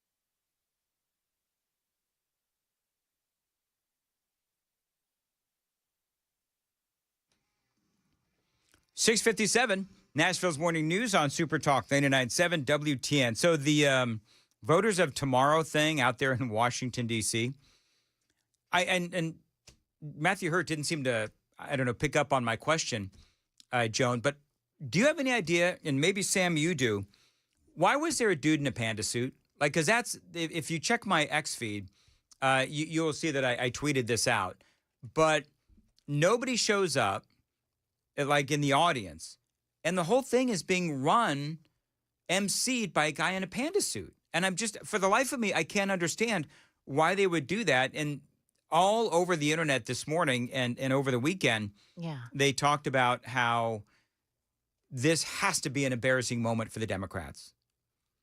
Oh, is this at that conference? Yeah, the conference where the guy is in a panda suit. Well, it's the whole furries thing, and oh, it wasn't a furries thing, was it? Well, it's how they relate to each other in some way. It's the whole like Comic-Con or what's the other one? You know, where they put on suits and. Well, there's that's the furries. Yeah, I guess it's the furries. Okay, so here's the crazy thing. To each other. Here's the crazy thing. So they spent how many millions of dollars trying to figure out how to speak to young men, and apparently that money was well spent because it was to have a guy in a panda suit. Oh yeah, Maybe that's what it is. Yeah. Oh, my goodness gracious. By the way, Kamala Harris, Sam, were you able to figure out, I know that you're in there Googling, are you trying to figure out why it is they had the dude in the panda suit at the thing? I got to go with the furry thing. I can't find anything on it as to why it would be it just randomly have some guy in a panda suit as the MC to this thing. No wonder nobody takes the Democrats seriously. For all we know, it could be a climate change reference. Oh, yeah, maybe. Are pandas dying because of climate change? Everybody's dying because of climate change, if you ask a Democrat. Come on, you didn't know that, Dan? I knew that. Okay. By the way, Kamala Harris wouldn't even show up to this thing, by the way. You know what she did? She had a 2-minute. She had a 2-minute. Yeah. Hello, voters of tomorrow. There's only like 5 of them, Kamala. Don't worry about it. I want to thank you for everything you all are doing to organize, empower, and advocate for Gen Z. Literally, nobody showed up. So I don't know who she's thanking because they were not clearly motivated to show up to this thing and support you. I am so excited about your work. Because 5 people showed up. It is critically important that we have organizations such as this who understand that we must be intentional about lifting up our young leaders. She looks at what do they call it, Joan? When you get glowed up, is that what they call it? Oh, yeah. She looks a little glammed or glowed or whatever it is. It was so low power, like low energy. Right. It was odd. Okay. Well, you know what? Kamala Harris, whatever. I mean, this thing, though, on a weekend where they had some really terrible polling come up, and Donald Trump with a huge weekend of successes, and the pathetic nature of this dude with the panda suit and this voters of tomorrow thing, it's been a really bad few days for the Democrats. And I have a feeling that is going to continue. It is 7 o'clock, Nashville's Morning News. The Super Text line is open, 615-737-9986. Got a lot more straight ahead.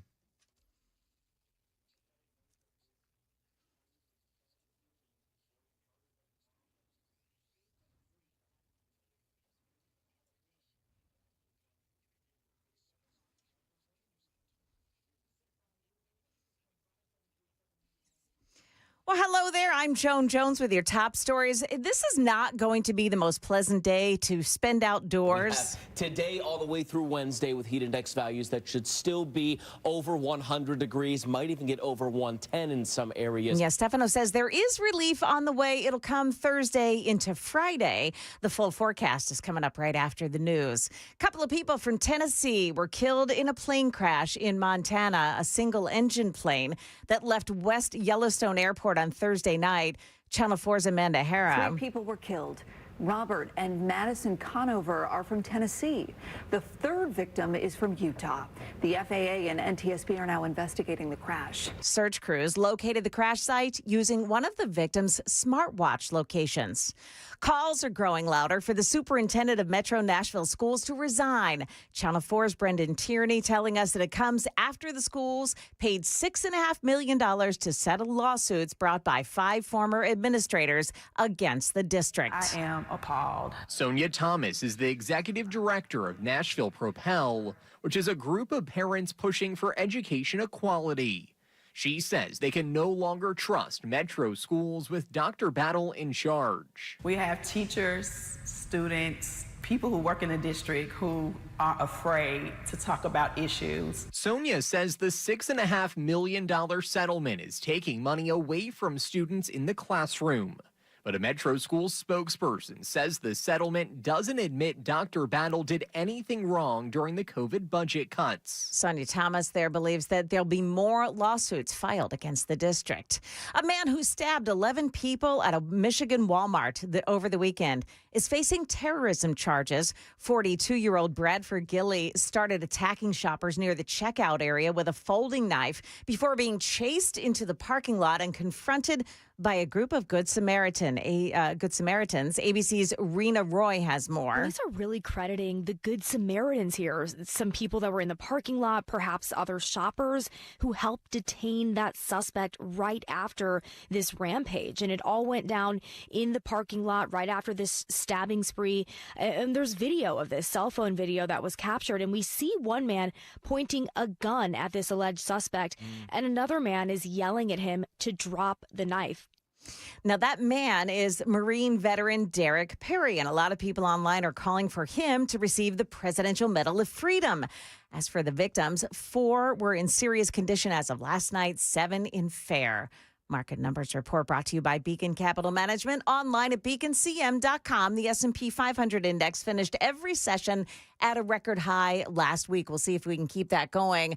The Dow Jones Industrials futures at the moment are up 19. NASDAQ futures gaining 80. S&P futures up 11 points. That's the latest news. Traffic and weather next. I'm Joan Jones, WTN News. Dan Metis here. Thank you, Joan. Mark Spain, real estate. Listen, you don't want to spend your time hassling over trying to sell your home. Mark Spain, they can help you out big time with their guaranteed offer. And you can sell your home quickly and for maximum profit.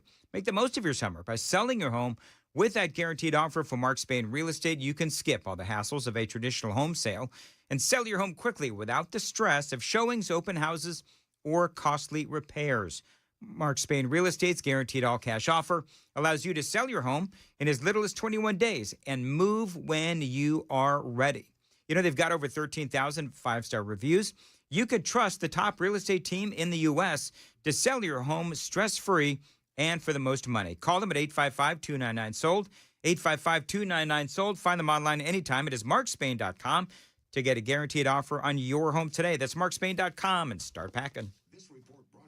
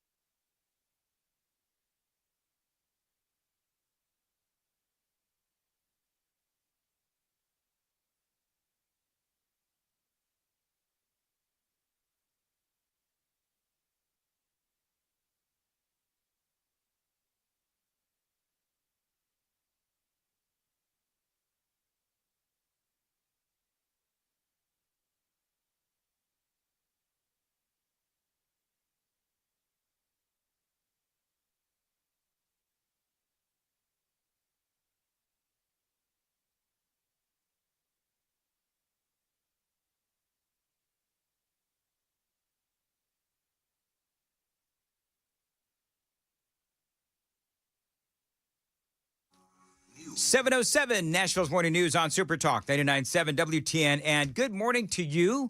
Hope you're doing well. Welcome on into a very hot, very muggy July 28th of 2025. It is Monday. Feels like temperatures are going to be up towards 111 degrees. This week, like in Wednesday, Thursday, feels like temperature going to be around 115 degrees.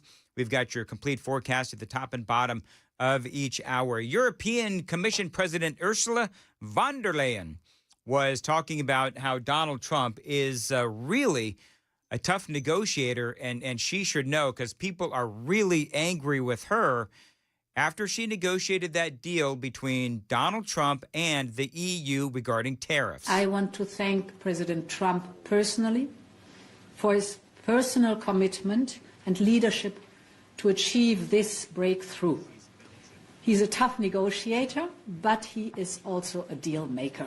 And the president has made quite the deal, and she is, you say, the Belgian president? Is that what you said? Well, she's the president of the European Commission, but she is from Belgium. From Belgium. Okay, very good. I imagine her waffles are outstanding. I'd be willing to bet they are. Anyway, so, President Trump, he did negotiate one heck of a deal. And we were talking earlier in the program about how people are actually pretty frustrated with the fact that the people in the EU, they're frustrated because they feel like this is a terrible deal for the EU. But see, here's the thing, is that Donald Trump went in and he said that America needs a better deal for America. And it is really nice to be able to have a president to go in and be able to cut a great deal. And a great deal has been cut. And so you do have a lot of folks on the left who it's not been a good weekend for them, because President Trump comes out and he negotiates this great deal with the EU. It is great for America. And a lot of people are talking about how Donald Trump has negotiated a great deal. So we'll continue to talk about that and a whole lot more straight ahead on Nashville's Morning News. Also coming up, by the way, we do have the latest on Epstein. There has been some progress on that front as well. So stay close. But this is Donald Trump talking about the great deal with the EU. They are going to purchase from the United States $750 billion worth of energy. They are going to agree to invest into the United States $600 billion more than they're investing already. So they're investing a large amount of money. They're agreeing to open up their countries to trade at zero tariff. And they're agreeing to purchase a vast amount of military equipment. Do you know what I wonder? Just sitting here listening to Ursula von der Leyen and all these folks, it's hard for me to believe that the polling for Donald Trump is so bad. I don't believe it. Because this is a man, Donald Trump, who has had one win after another for the American people. And so all of that, by the way, hearing Donald Trump talk about, the EU buying $750 billion worth of energy from the United States, $600 billion more investment in America than what they are currently doing. And also there is the fact that America will retain a 15% tariff on goods imported in from the EU. And so some leaders are not happy in the EU. This is from Reuters. While the agreement brings short-term stability, it has also sparked criticism from some key European players. France's Minister for Europe, Benjamin Haddad, was quick to respond, calling the deal temporary stability, but it is unbalanced. His comments reflect broader concerns in Europe that while the agreement avoids the worst-case scenario, it does come at a steep cost. Under the terms, as I was just saying, a flat 15% tariff will apply to EU goods, including automobiles, pharmaceuticals, semiconductors as well.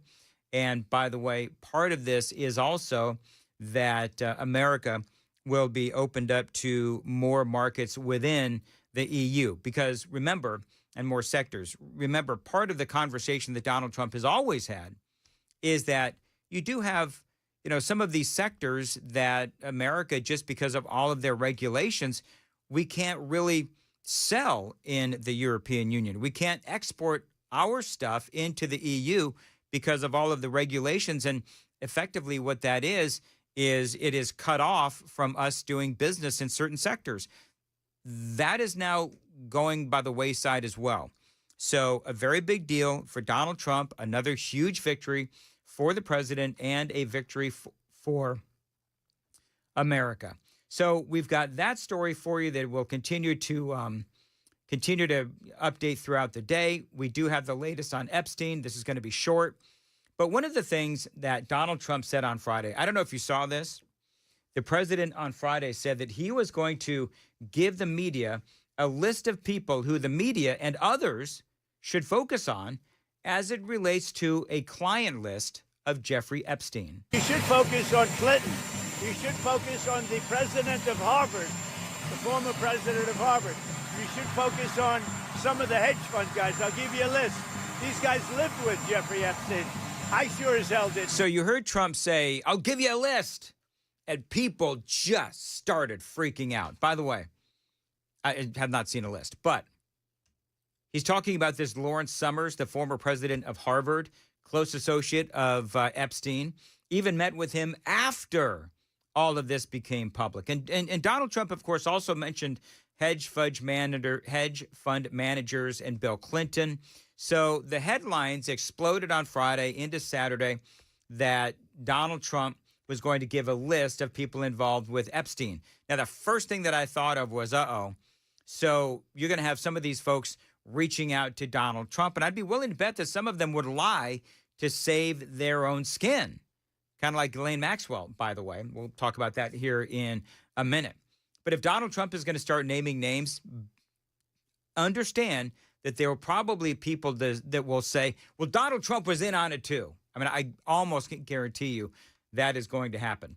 The Washington Post has a story out this morning that Donald Trump is furious because all of this nonsense is distracting from his agenda. Now, again, as I just mentioned, Trump has had a huge weekend with his agreement with the EU to impose that 15% tariff, some exceptions. This is going to bring in new opportunities for America, a whole bunch of cash as well. Some in the media, though, clearly don't care. All they want to talk about is Epstein. If you're asking my opinion, I think 20 years was a pittance. I think she should have a life sentence at least. I mean, that is, of course, House Speaker Mike Johnson, and he was asked about Ghislaine Maxwell and should she receive a pardon? At least. I mean, think of all these unspeakable crimes, and as you noted earlier, probably 1,000 victims. I mean, it's hard to put into words how evil this was, and that she orchestrated it and was a big part of it. At least under the criminal sanction, I think is an unforgivable thing. So, again, not my decision, but I have great pause about that, as any reasonable person would. And by the way, Donald Trump was asked the same question about Ghislaine Maxwell getting a pardon or a commutation, whatever, and he said it's not really something that I've thought about. Thomas Massie, of course, Republican out of Kentucky, he is on the attack. We'll hear some audio from him straight ahead. It is 7:15. Time to check the roads on WTN.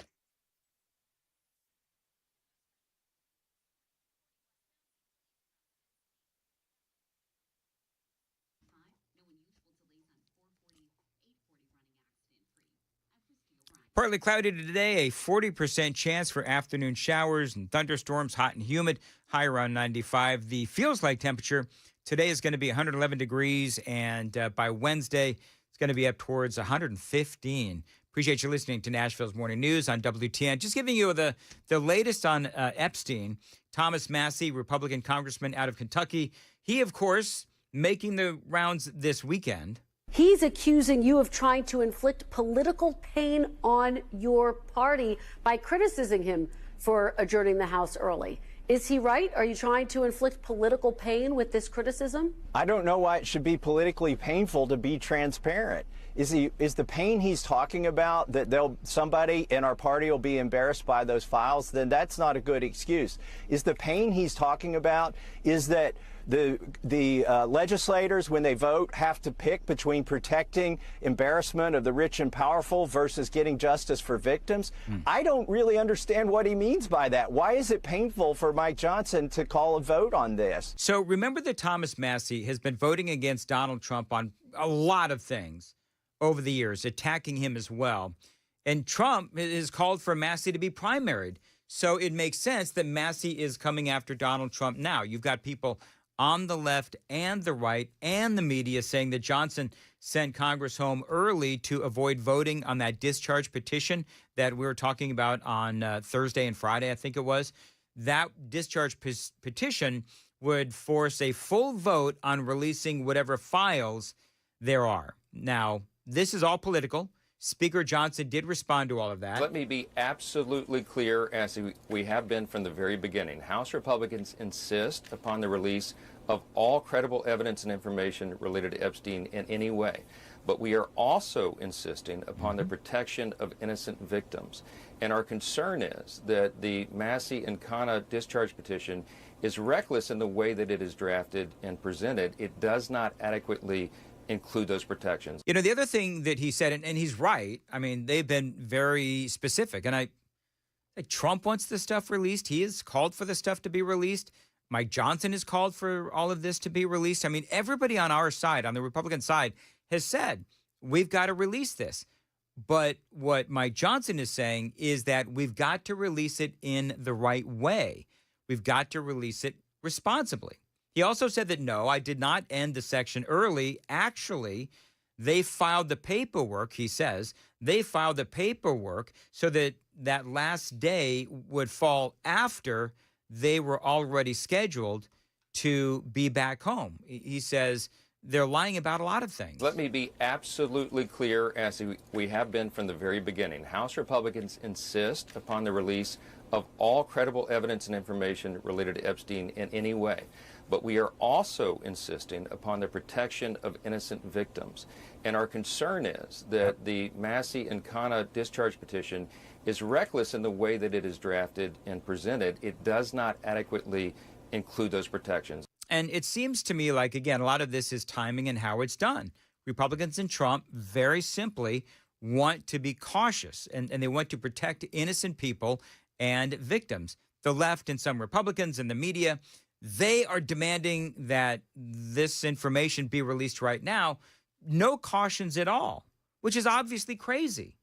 And this feels like an obvious attempt to make this situation worse. Now, I will admit this was a massive unforced error by Pam Bondi. We've spoken about that a lot. But there's a lot of people pouring gasoline on that fire. And that's what this is all about. What this is all about is a lot of people on the left and in the media and Trump enemies like Thomas Massie on the right who are simply trying to score political points. It's obvious what's going on. And Mike Johnson understands that, and hopefully you understand it too. I agree with President Trump, with the Department of Justice, with the FBI, that you need all credible evidence and information out there. That word credible is important. And why? Because you have to protect innocent people's names and reputations whose names might be, as you noted at the outset of the program, intertwined into all these files. This has been a long legal process. There's a reason, for example, that grand jury materials are protected under the federal rules of criminal procedure, because they're not to be put out. See, the Massie and Khanna discharge petition would require the release. They would require the DOJ and FBI to release information that they know is false, that is based on lies and rumors and was not even credible enough to be entered into the court proceedings. And that would be a dangerous thing. Our main concern here, though, is the protection of the innocent victims. I mean, these are minors in many cases who were subjected to unspeakable crimes, abject evil. Yeah, abject evil. So it's like we all agree that this information should be released. It's just a matter of timing and caution. And it feels like everybody on the Republican side, or at least most of us, agree with those 2 points. Making sure that innocent people don't get wrapped up in all this because that would destroy their lives, and also protecting the victims. It really doesn't seem all that hard. It is 7:22, Nashville's Morning News. Joan Jones is in the WTN newsroom with the latest at 7:30. Joan, what's up? Yeah, we have the latest on that double dip that President Trump did this weekend, golfing at his new golf club in Scotland and putting together a trade deal. All of that is coming up here. Also, a 20-year-old arrested this weekend. He stole a motorcycle and drove into Mount Juliet. When will they ever learn? We've got that coming Crooks up. are dumb, Joan. Yeah, right. Crooks is dumb. We've got that coming up here at 7:30 on Super Talk 99.7 WTN.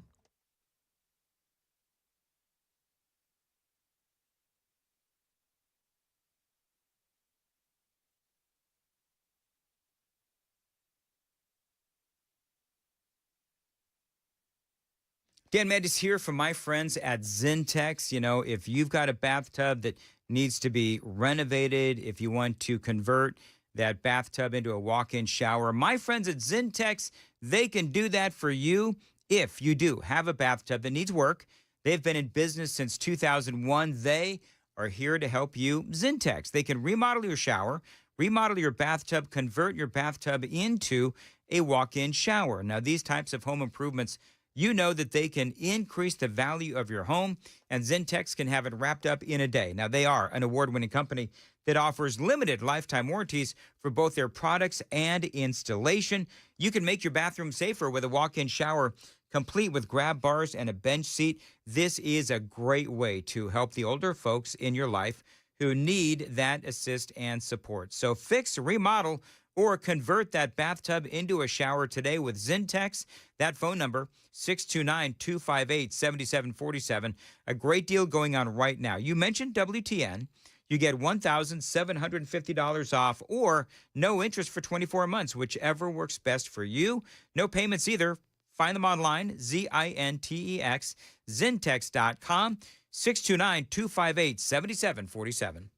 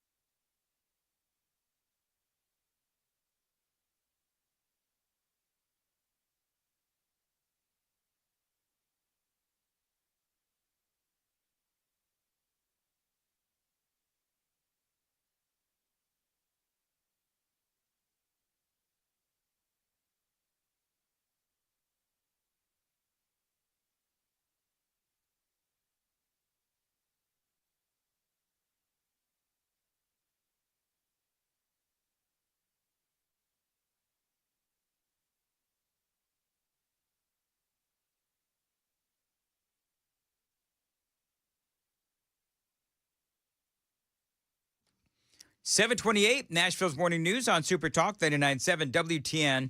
The Super Text line, 615-737-9986. Dan Mandis here along with Sam Rutherford. Producing Joan Jones is doing the news, of course. And very quickly, watch us anywhere. We're now on Rumble. We're still on YouTube, Facebook, 997WTN.com. And I want to know real quick, Sam, if we could, can we update the Daily Dan poll? And let's talk about how exactly did we word that poll to make sure that, because I basically give Sam, sort of like, here's what I want to say, and then he does the actual question and he monitors the results. So how did we word the poll today, and what are the results so far? So I punched it on YouTube. Should Republicans redistrict in their states early, in all caps, for a midterm advantage? And we are still sitting at a majority saying yes at 79%. It was 80% earlier, and 21% no. Okay, fine. So watch us on all the socials. You can also listen to us on any streaming app you want. By the way, the podcast continues, Mostly Peaceful with Dan and Chris. You can catch that as well. We've just got a lot going on. Joan Jones has the news right now on Super Talk.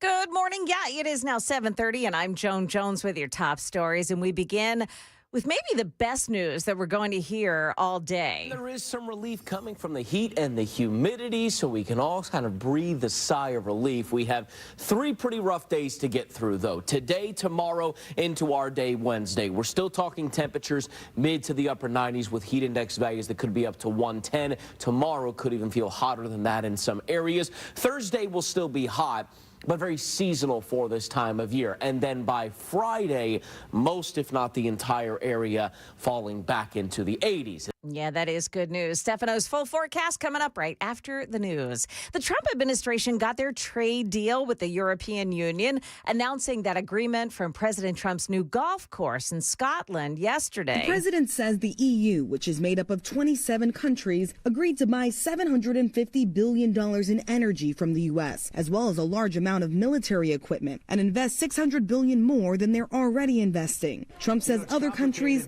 now have just 5 days to come to the table. The deals all start on August 1st. If no agreement is reached, South Korea will be hit with 25% tariffs, South Africa 30%, Myanmar and Laos 40%. That's ABC's Rachel Scott. A 20-year-old man from Fayette arrested over the weekend after the stolen motorcycle he was riding was picked up by Mount Juliet's so-called Guardian Shield license plate readers. Police began monitoring the cycle on Lebanon Road. That rider, they said, had no shirt and no helmet. They tracked him to a parking lot near Mount Juliet Road. Now, the rider attempted to go off-road to escape police, but he lost control. Officers said he gave them a fake name, but they were able to identify him pretty quickly. He also had warrants out for probation violations. Stock futures this morning on the plus side after that agreement with the EU. We've got Dow futures up 17, NASDAQ futures gaining 75, S&P futures are plus 10. That's the latest news, traffic, and weather next. I'm Joan Jones, WTN News. Thank you, Joan. 732, Nashville's Morning News. You know, change is always happening. It is part of life. But when it comes to music, for example, change is all around us. Songs are rewritten, classics are remixed, and bands and artists come and go. Even our taste in music changes. But no matter how things change in 5 years, there is one thing that is going to stay the same: the price of your internet. Xfinity is introducing a 5-year price guarantee.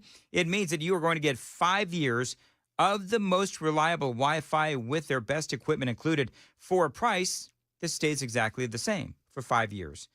One internet price, 5 years guaranteed. Learn more at xfinity.com/details. Restrictions apply. New residential customers only. Taxes and fees extra and subject to change. Most reliable Wi-Fi based on Open Signal Awards USA. Fixed Broadband Experience Report, August 2024.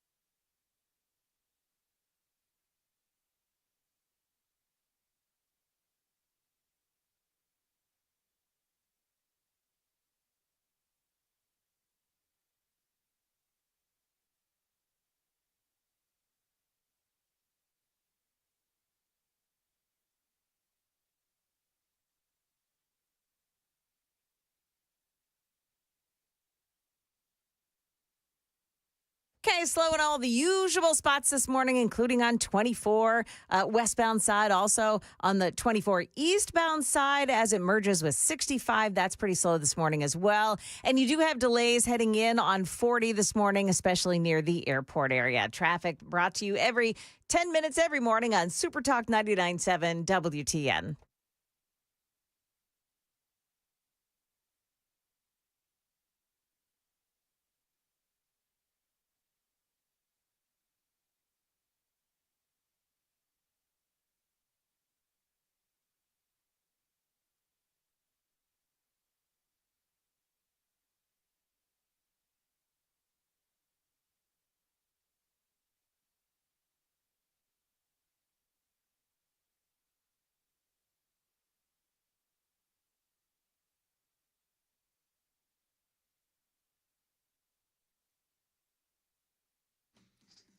$7:36, Nashville's Morning News on Super Talk 99.7 WTN. Did you see the post by Dan Bongino over the weekend? Yes, I did. Man.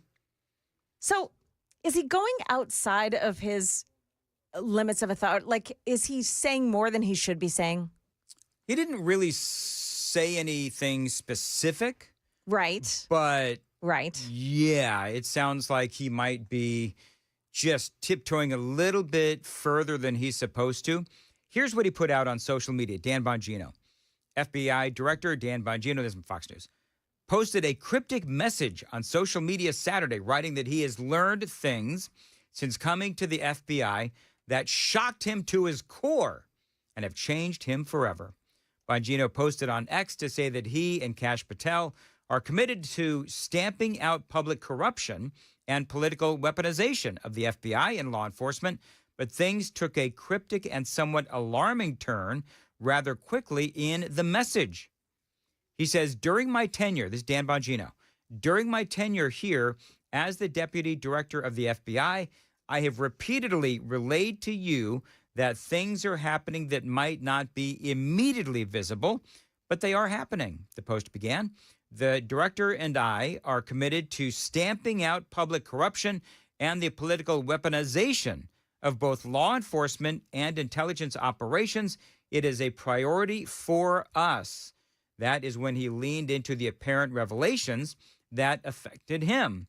He says, but what I have learned in the course of our properly predicated and necessary investigations into these aforementioned matters has shocked me down to my core, Bongino wrote. We cannot run a republic like this. He says, I'll never be the same after learning what I've learned. Wow. I think that that's a lot. I mean, it's not specific. But have you ever heard of anybody in the FBI going that far? No, I haven't. Now, part of me thinks that, and listen, don't yell at me if you're a Bongino fan, but part of me thinks that maybe there might be a little bit of trying to restore his reputation. Could be. You know what I'm talking about? Yeah. Because he came out and, you know, the whole thing with Pam Bondi and, you know, Epstein didn't kill himself. And I mean, a lot of people were screaming at Bongino and Kash Patel and Pam Bondi. Then word came out that Bongino and Pam Bondi were going back and forth with each other, and they were, you know, Bongino was really angry with how the whole Epstein thing was handled. There might just be a little bit of, you know, trying to restore his reputation because a lot of people went after him.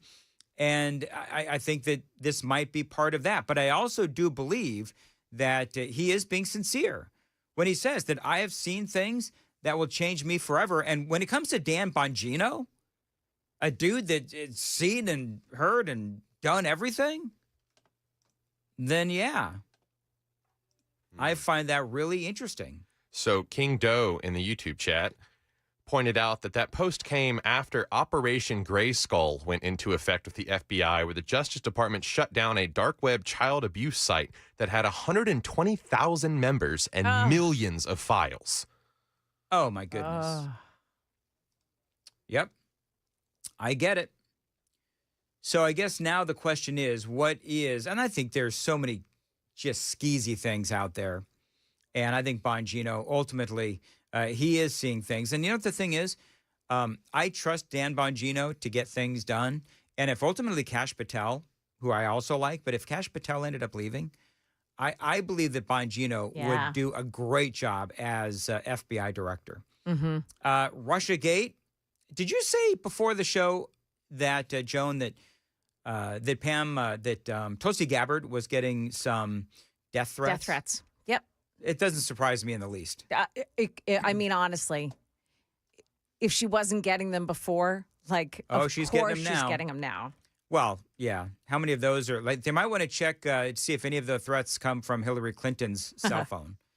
It's not just Tulsi Gabbard, by the way, that is accusing Barack Obama and members of his intelligence team of conspiring to hijack Trump's first term. There's a lot of folks, including John Ratcliffe speaking to Maria Bartiromo over the weekend. That was a big interview.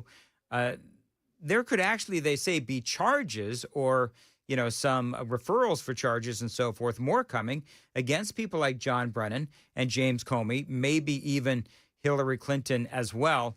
You know who is coming out now, though, to Obama's defense? None other than Eric Flippin Holder. Believe it or not. Oh, my gosh. His wingman? His wingman. Listen to this. I mean, I have no idea what Bongino is talking about, and I don't necessarily want to go into the workings of his mind. That's a place I simply don't want to be. But I think we should put a pin in that.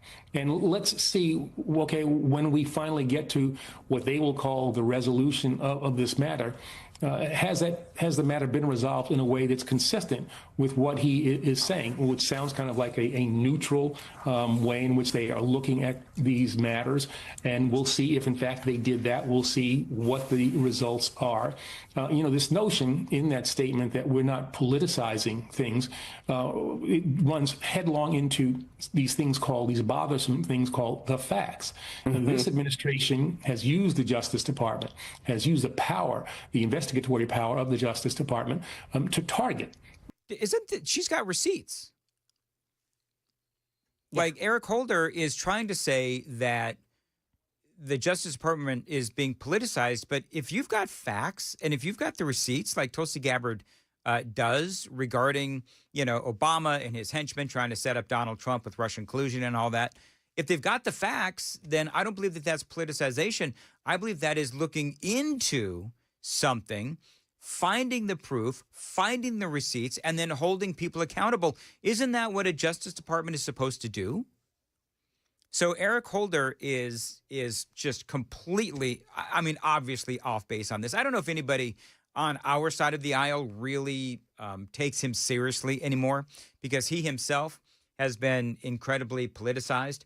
But John Ratcliffe, he was on with Maria Bartiromo. He has been talking about a number of different things. Number one is the timeline that is out there regarding all of this, these allegations about Obama and all of his folks setting up Donald Trump with the dirty dossier. So John Ratcliffe has a timeline that I'm going to talk about here in a second. But also, there is some new information apparently that is also supposed to drop this week. But this is John Ratcliffe and part of what he had to say. In the summer of 2016, U.S. intelligence intercepted Russian intelligence talking about a Hillary Clinton plan to falsely accuse Donald Trump of Russia collusion, to vilify him and smear him with what would become known infamously as the Steele dossier. And Maria, this intelligence was so explosive that John Brennan briefed President Obama, Vice President Biden, Jim Clapper, James Comey, the entire national security team,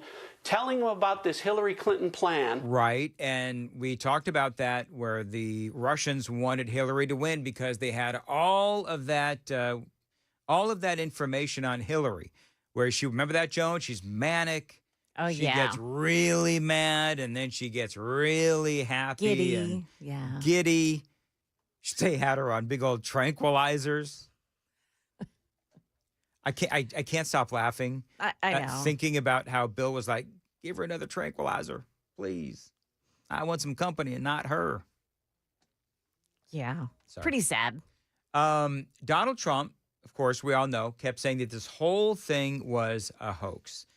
John Ratcliffe, of course, knows that this whole thing has been a hoax. He is the current CIA director.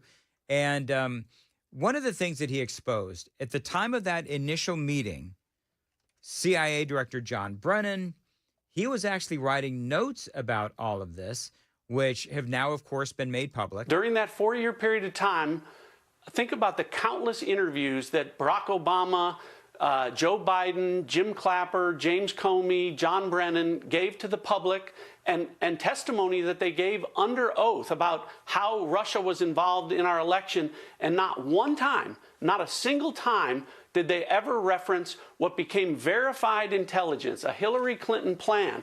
Verified, Maria, because in 2020, Hillary Clinton's own campaign manager took the oath under penalty of perjury in the trial of Michael Sussman and was asked about this plan and said, yes, there was a plan, and Hillary Clinton personally approved it. So all they did was talk about the fake Steele dossier, but never talked about the true intelligence, the true origins of the Russia collusion hoax, was that this was a Hillary Clinton campaign scheme. Yep. I mean, he's right. He's right. Now, the question is, will Obama himself actually face any charges? Personally, I don't see that happening. Got a lot more on this straight ahead. Also, we missed some major news, Joan. What's that? I don't know how you missed. How did I miss it? This story. I don't know. But you know what? This segment is all about holding people accountable. So, Yeah. Joan, coming up, I'm going to hold you accountable. No way. 7:45. Time to check the roads on WTN.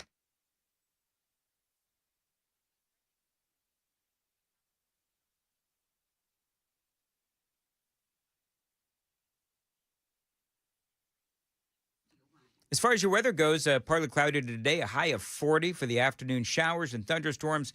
Hot and humid today, high around 95. Feels like temperatures going to be as high as 111 degrees. And later on this week, 115. It's going to be the feels like temperature. 7:47, Nashville's Morning News on WTN. Playing some audio from John Ratcliffe. I think he did a great job of laying all of this out regarding Russiagate on Maria Bartiromo's show. This was over the weekend. And yes, the Democrats were a big part of this, but you know what? This is almost like the secret that everybody knew. It's like an open secret in Washington, D.C., that Obama, John Brennan, James Clapper, all these folks had tried to and were trying to politically assassinate Donald Trump with these accusations of Russian collusion. Even, of course, y'all know John McCain, Republican, so-called, was Alleged. one person, alleged, so-called, was one person. He gave the dossier to James Comey. By the way, his people also gave the dossier to the New York Times, the Washington Post, finally BuzzFeed. They were the ones that published it. And then, of course, as y'all know, it was a feeding frenzy. Now, fast forward to today and why this is important. This is important because we, as Americans, let alone Donald Trump supporters, had our votes hijacked in 2016. And now those same people, a lot of them, are still around and living the good life, knowing what they did and basically patting themselves on the back and laughing at what they got away with. And so I think that there's a lot of people out there that do in Washington, D.C. need to be held accountable. Now, here's the other thing. There's supposed to be something new that is supposed to be dropping this week. But what hasn't come out yet and what's going to come out is the underlying intelligence that I have spent the last few months making recommendations about final declassification and sent that to the Department of Justice that will come out in the John Durham report classified annex. All right. Now, we're getting awfully technical here. Remember, the Durham report was investigation into the origins of the Russian collusion hoax. And what that intelligence shows, Maria, is that part of this was a Hillary Clinton plan, but part of it was an FBI plan to be an accelerant to that fake Steele dossier, to those fake Russia collusion claims by pouring oil on the fire, by amplifying the lie and burying the truth of what Hillary Clinton was up to. And you're right, Maria. John Brennan testified to John Durham in August of 2020. He also testified to the House Oversight Committee in 2022. Hillary Clinton testified before John Durham under oath in 2022. James Comey testified before the Senate committee in September 2020. All of that's within the last 5 years. And much of that testimony is, frankly, completely inconsistent with what our underlying intelligence that is about to be declassified in the Durham Annex, what that reflects. All right, so we'll have to see what happens. Joan, I have such a bone to pick with you. I cannot believe that you missed one of the biggest news stories of the day? Let's see. There was trade talk. There was, I know. There might have been maybe this. Did you tell her? What is this, Joan? This is the Destiny's Child reunion. You told Sam, you son of a biscuit eater. I was gonna tell Joan. She totally missed the big Destiny's Child reunion over the weekend. Are you kidding me? It's Joan. She was already on it. I was already on it. Were you on it? But listen, I choose to bring the things that are of consequence to our listeners. Mm-hmm. The Destiny's Child reunion? Mm-hmm. No. I was just kidding, of course. Yeah. I don't like Beyonce. She was in Destiny's Child. She, by the way, of the three, had the least amount of clothing on. Oh, during the Destiny's Child thing? Yeah. Okay. Well, that still doesn't interest me, believe it or not. I think she is so overrated in a number of different ways. Yeah. Hey, anyway. Can I just tell you something? Can I just vent here for a minute? Sure. I lost my Twitter account. Why? Did you get banned? No, I didn't get banned. I wish I did. I wish I did something. Because that gives you some street cred. Because I was shadow banned for years. Were you really? Oh, yeah. No, I did a dumb thing. I had all my passwords in one place, and it got fried. And somebody in the meantime hijacked my Twitter account and put in a Chinese-based email. Oh, no. Replaced mine with this Chinese-based email. And every time I tried to go and replace it, it would say, oh, we'll just put in your password. Well, I didn't have my password. Are they posting anti-Semitic remarks like they did to Elmo? No, actually, they didn't do that yet. I wouldn't do it. I wouldn't try to get my email back. My email changed because I knew that all it would do was send a code to this other person in China. Right. And they would totally hijack my account. And X wouldn't help me. It's always the Chinese. It's always. Do you know what I think? X wouldn't help me. So I had to create a whole new account. Okay, so what is your new account? It's Joan Jones WTN. Well, now if you get fired, then you've got to change it. I'll just change it. I made absolute certain that my Twitter feed or whatever was just my name. It just says Dan Mandis? Dan Mandis or Dan Mandis Show. Yeah, I'm not going to put any stupid call letters on my Twitter feed. Maybe because the that. second I get fired, I've got to change my Twitter feed. I don't think Joan's in the same risk category as you. Yeah, mister.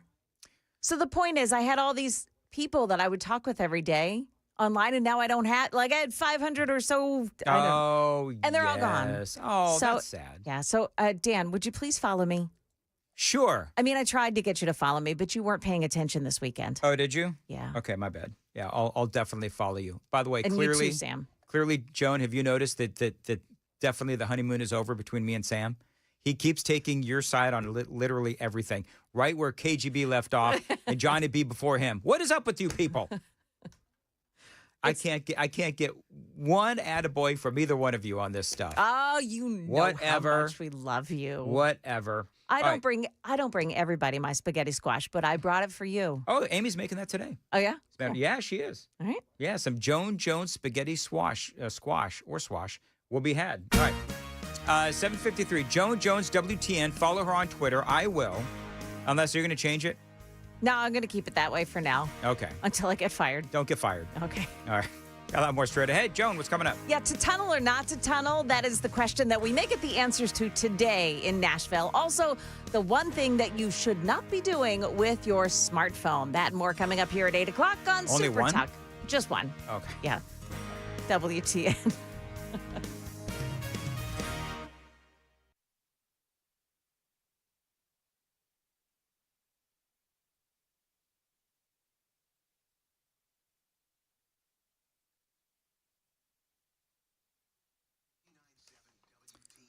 Dan here for the Low T Center. Listen, guys, if you are over 40, you're running low on energy, maybe you're just feeling off. LowTCenter.com is where you need to go. Get started with testosterone replacement therapy, or TRT, and join lots of guys who are going through the same thing as you. Now, you know that they do have clinics all over Nashville, and they're really easy to get to.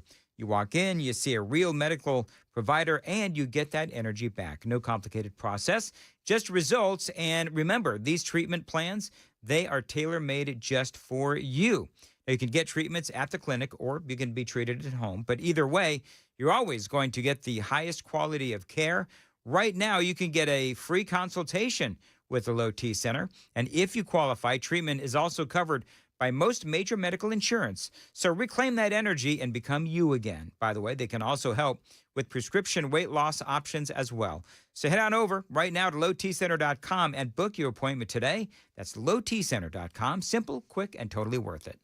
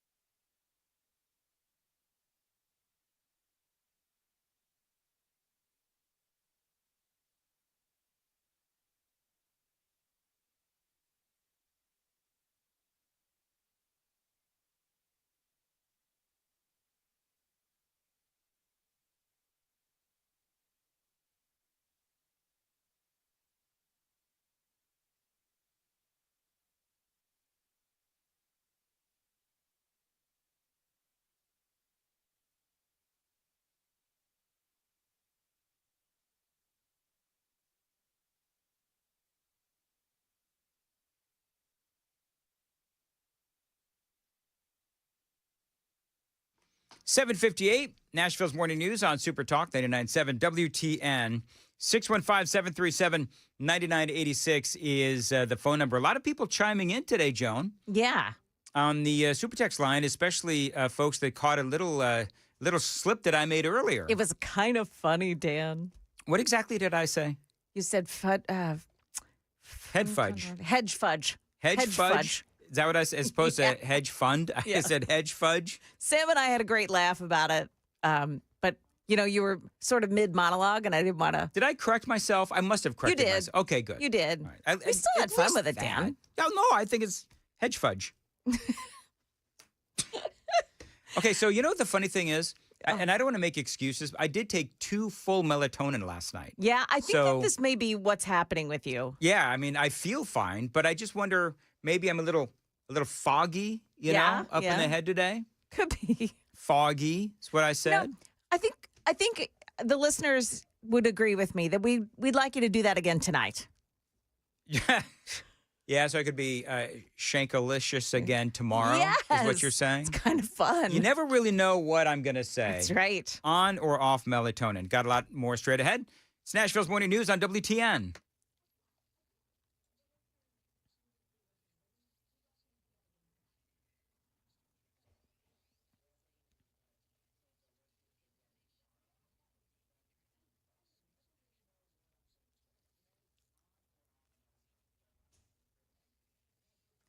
Good morning. It's now 8 o'clock. I'm Joan Jones with your top stories. There is a crash this morning out at B&A on 40, the westbound lanes under Briley Parkway East, exit 215. It's in the right shoulder. Careful in that area this morning. President Trump was double dipping this weekend in Scotland, where he spent time on his new golf course and tied up a trade deal with the European Union. So they did agree to this 15% baseline tariff on most goods, including cars. And then also the president's priority here was really trying to even the score, especially with the European Union, the United States having this trade deficit. And so ultimately, the European Union has now agreed to invest more money in energy, also $600 billion more than they were previously investing as well, in addition to purchasing some military equipment too, though the president said those details are still being figured out. That's ABC's Rachel Scott. Now, the president right now is speaking with the UK Prime Minister Keir Starmer, and we'll tell you if he has anything to say about that. Sitting at his side is Treasury Secretary Scott Bessent. We'll bring you anything notable that he says at that meeting today. Locally, 2 children hospitalized after a house fire erupted overnight near Percy Priest Lake in Hermitage. Fire crews responding to the home on Arbor Point Way about 4:30 this morning. The children had to be rescued from the second floor. No word on the condition of those kids at this hour. Also in Hermitage, a man is listed in extremely critical condition after he was shot while in pursuit of people who reportedly burglarized his car. That man was inside a bar on Old Hickory Boulevard when someone told him his car was being broken into. He decided to chase the burglars in his car, but he was shot in the head near the entrance to I-40. So far, no suspect vehicle description has been offered. We could learn this afternoon whether Nashville officials will have come to an agreement with Elon Musk on a tunnel that would connect downtown Nashville with BNA. This would be a 5 to 10 mile long tunnel. And those in favor say it would certainly help to solve traffic issues because that airport has set passenger records year after year. But Elon Musk has his detractors. Elon Musk is an absolute grifter and scammer. And that's Representative or State Rep Afton Bain, who says it costs too much, and she thinks Musk is only trying to build an empire. And there's been an uptick in scams connected to QR codes. The Federal Trade Commission warning that attackers exploit them to try to trick people into visiting malicious websites or unknowingly sharing private information. It's a scam known now as quishing. The FTC says that there are developers working on a smart QR that has built-in security to prevent scams, but that may be a few years out. Market numbers brought to you by Beacon Capital Management online at beaconcm.com. We've got Dow futures plus 40, NASDAQ futures gaining 96, and the S&P futures are up 14 points. That's the latest news. Traffic and weather next. I'm Joan Jones, WTN News.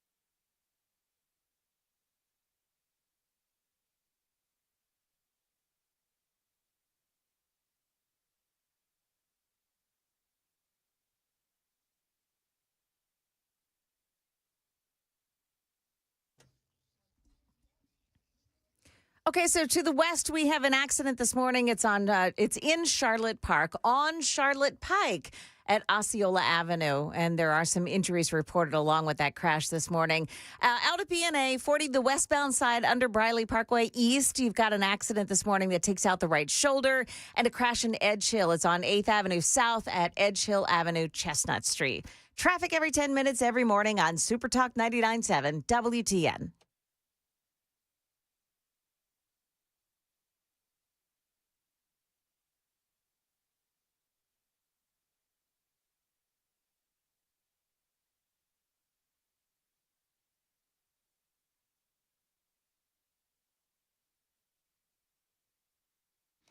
.806 Nashville's Morning News on Super Talk 99.7 WTN. Hey, Joan. Yes. Can we get that Afton Bain audio bite that you've been playing? Elon Musk is a grifter and a scammer. Oh, yeah. You want to hear it again? Nope, not right now. Okay. But we will hear in a moment on Nashville's Morning News, Window Nation. Dan Mandis here for my friends at Window Nation. This is my window company. They put 4 windows in my home, and if you, my friends, are thinking about new windows, you've got to check out Window Nation. It is really hot. Make sure that cool air is staying in and the hot air is staying out with Window Nation. Now, these are some of the best energy-saving windows out there, and they're installed in a day or less. Now, their crews, they all have years of experience, and if you want to increase the value of your home, call Window Nation. Right now, they've got a great deal going on. Save 50% on all window styles, and you can save big time with 0 interest for 5 full years. That's right, no interest until 2030. Now, listen, this sale is going to end very soon, so call them, 866-90-NATION for Window Nation, 866-90-NATION. You can schedule a fast, free estimate right now with Window Nation, and don't forget that great deal. Save 50% off all window styles. You can save big time with 0% interest for 5 years and no interest until 2030. 866-90-NATION, windownation.com.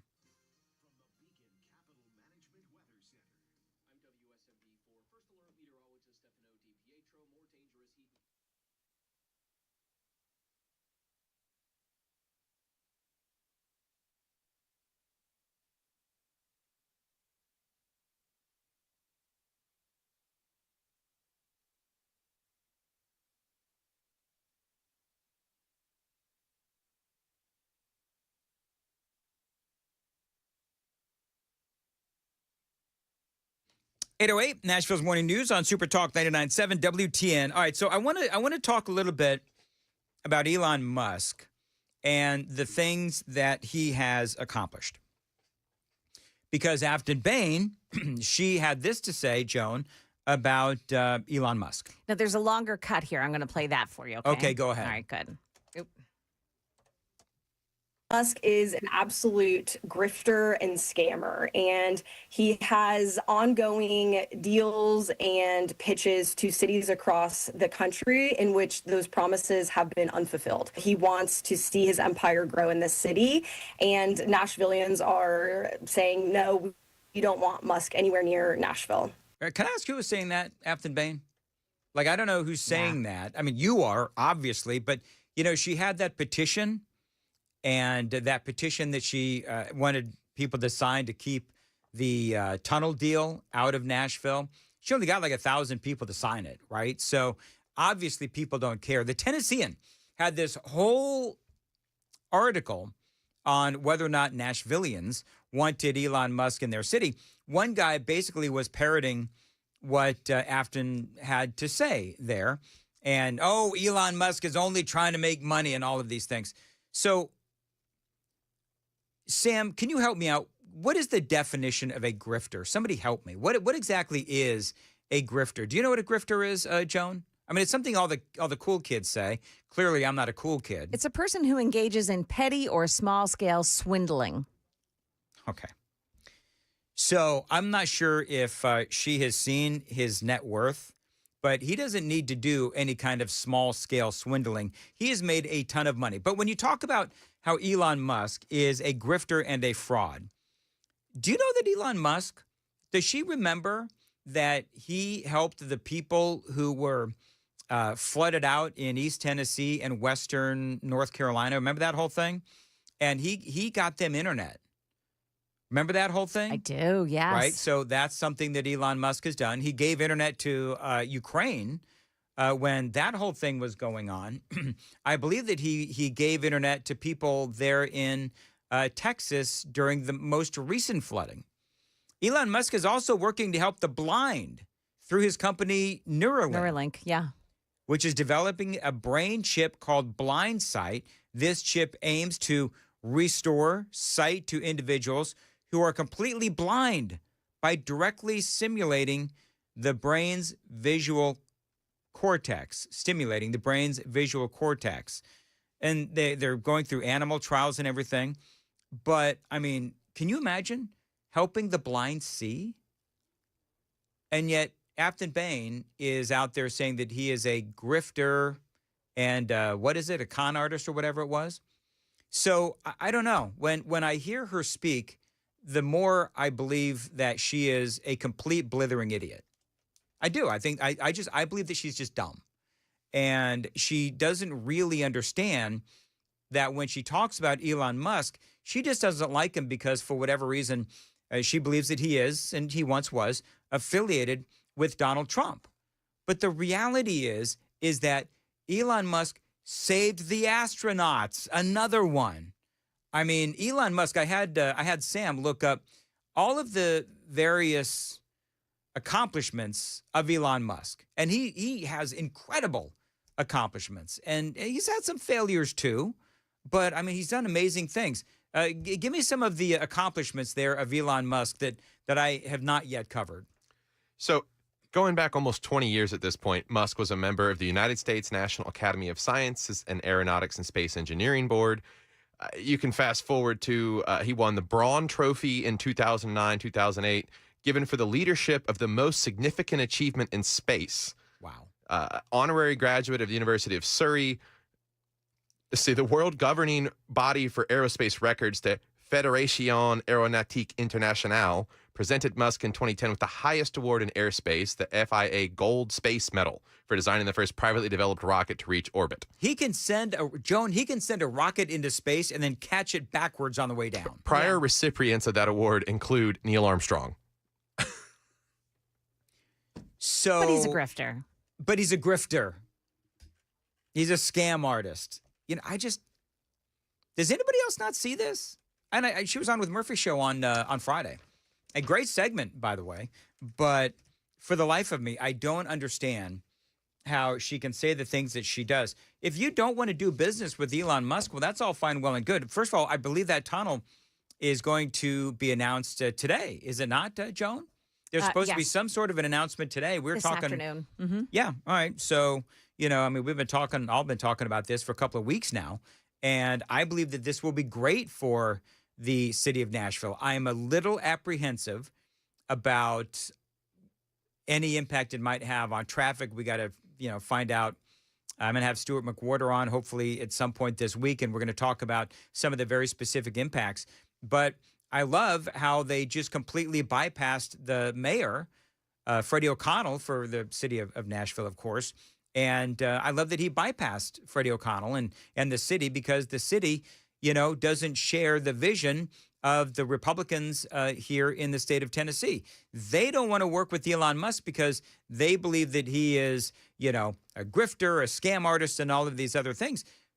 What he did in Las Vegas, it seems like that's been a success. But here's the deal. People will never, and I mean never, support Elon Musk in anything that he does because they've got Elon derangement syndrome, just like they've got Trump derangement syndrome.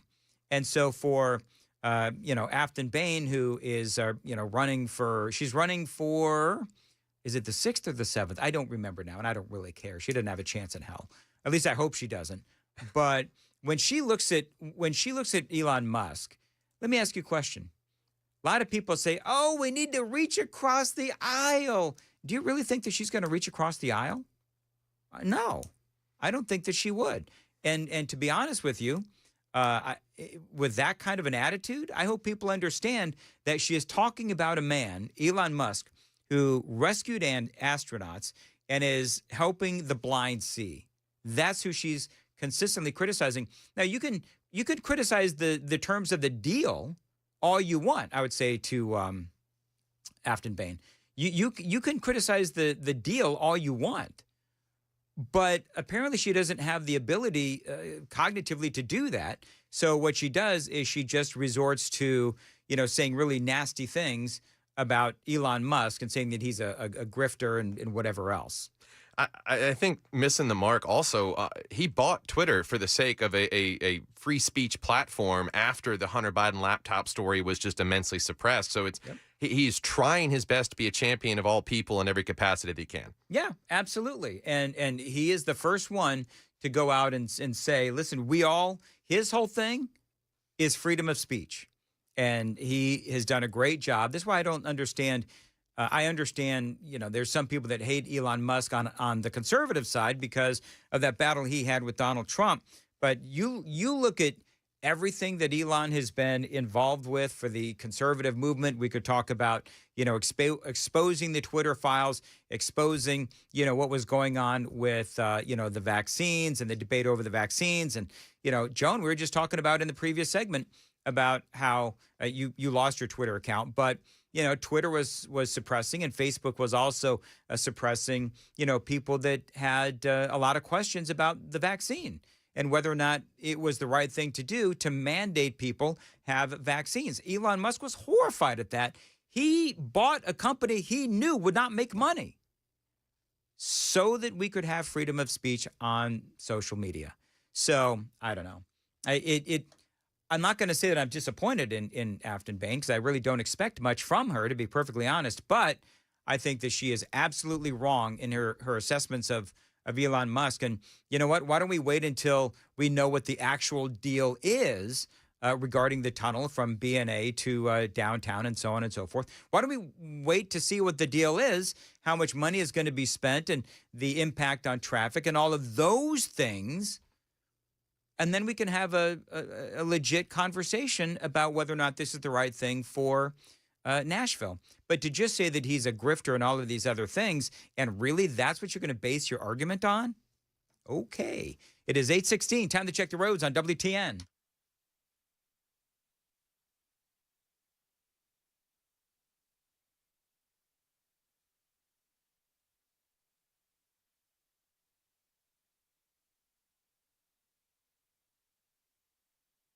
All right, very good. 8:17, Nashville's Morning News on Super Talk 99.7 WTN. Today, partly cloudy, 40% chance for afternoon showers or thunderstorms.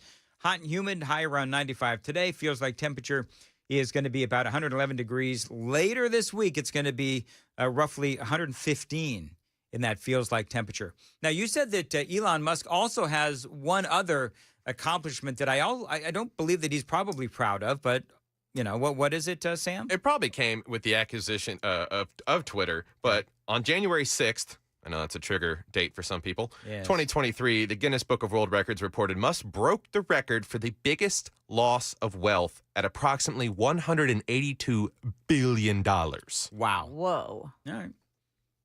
Doesn't even flinch.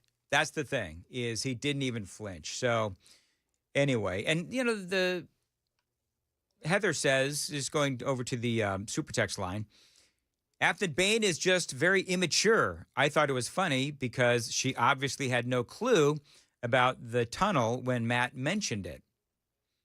I heard some of that back and forth, Joan, with Matt and Ms. Bain, Afton Bain. She does just sound so clueless. Like, I don't know how else to say it. I mean, I don't mean to be rude, but there's a lot of the, she likes the bravado stuff. She likes to talk tough, say a lot of things. But, there's the substance. You're wanting of substance. Yeah. There's not a lot of substance there. And if you're trying to have, she's running for Congress, right? So if she actually wants to be, is it the 5th? Is she running for the 5th? Is she going after Andy Ogle's seat? I think that's what she's doing. Well, anyway, if can you imagine? Okay, so can you imagine a debate between Andy Ogles, who I've criticized in the past, but can you imagine a debate between Andy and Congressman Ogles and Afton Bain? I mean, I would encourage Andy Ogles to do that debate. She is going for Mark Green's seat. Mark Green's seat. Okay. All right. Joins Mitchell, Reeves, and others. Yep. People are now chiming in on their favorite. You know, what is your favorite? What is your favorite Elon Musk accomplishment? Space station rescue. The space station rescue, right? Yeah, that's what I said earlier. Oh, I'm sorry, I wasn't. Oh, it's okay. That's okay, Joan. You pick up every little misspeak that I make, but you miss my bigger, broader, excellent, outstanding, really smart points. You mean hedge fudge? Hedge fudge.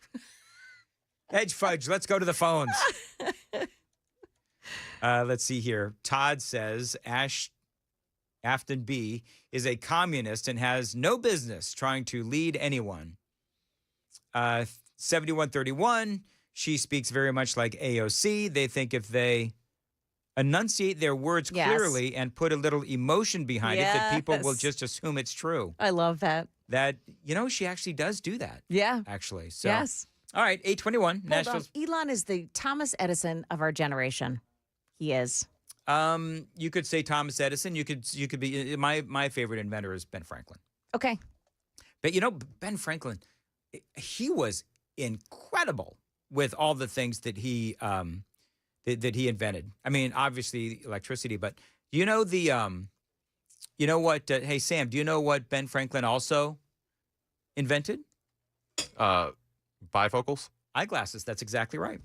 That's exactly right. Sam, you get points. You get points for that one. He knew exactly where I was going. Anyway, I'm a big Ben Franklin fan. Anyway, it is 821 on Super Talk 99.7 WTN. Need some audio if I could. And Joan has the news coming up at 8:30. Joan. I got to turn my microphone on, I guess, huh? Okay, so what's great is Sam didn't have my audio up and you didn't have your microphone on. Yeah. Yet I'm the guy that perpetually gets made fun of. Whatever. I did not take melatonin last night. I took 2 full melatonin. One for each of us. Yeah. That's exactly right. So we have audio from that seemingly racist attack on a white couple in Cincinnati this weekend and an update on finding the perpetrators. Also, changes to Social Security. Yes, and they are what you might have hoped for. That and more coming up here at 8:30 on Super Talk 99.7 WTN.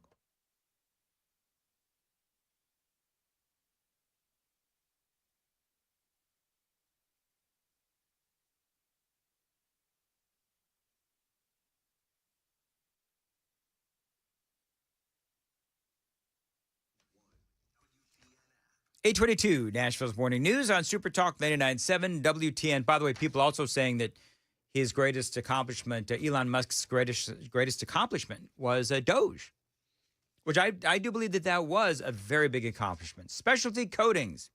Listen, if you're a business owner, look at your floors. Think about your floors. Do they need some love? Do they need some help? Do they need to be refurbished? Because if your floors in your business look terrible, then you know what? That is a reflection on your business. My friends at Specialty Coatings, they can help you. They specialize in concrete floor coatings and polished concrete. They have been doing this for 30 years. Now, you've probably walked on some of their incredible concrete floor coatings across Middle Tennessee. They've done all the major sports stadiums and also the arenas and convention centers across the state. Just last year, Specialty Coatings in Nashville, they installed over 1 million square feet of coatings for businesses across Tennessee. Now, those buildings include manufacturing, warehouses, airplane hangars, retail, and a lot more. Specialty Coatings, listen, they're not some fly-by-night company. A couple of guys show up with a bucket and a roller. No, they've got the equipment and the skilled installers, so your job is going to be on time and on budget. No matter how bad your floor looks, Specialty Coatings can fix it. And each project is customized to your building and your needs. Call them 615-591-9491 for Specialty Coatings. If you're curious as to what they can do for you, check out their website, specialtycoat.com. That's specialtycoat.com. You can always email them, sales@specialtycoat.com.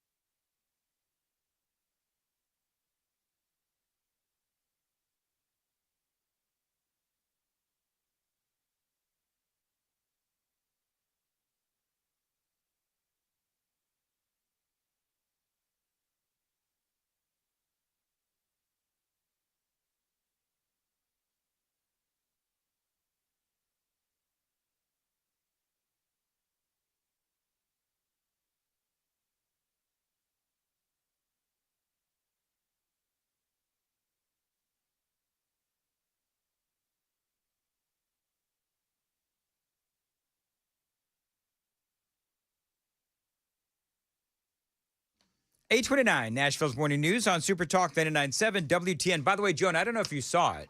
What's that? I know you were busy this weekend. Sam, you as well. I know that everybody's busy on the weekends, especially when we're getting close to back to school. But do you remember the conversation that Chris and I had about Brigitte Macron? Yeah. And the accusation that she has a pee-pee? Yes. A le wee wee. So Chris and I had it out on Mostly Peaceful with Dan and Chris. Yeah. When we taped it. Mm-hmm. And the whole thing is so ridiculous. I now know more about Brigitte Macron's lack of a pee-pee than I ever really cared about or wanted to know.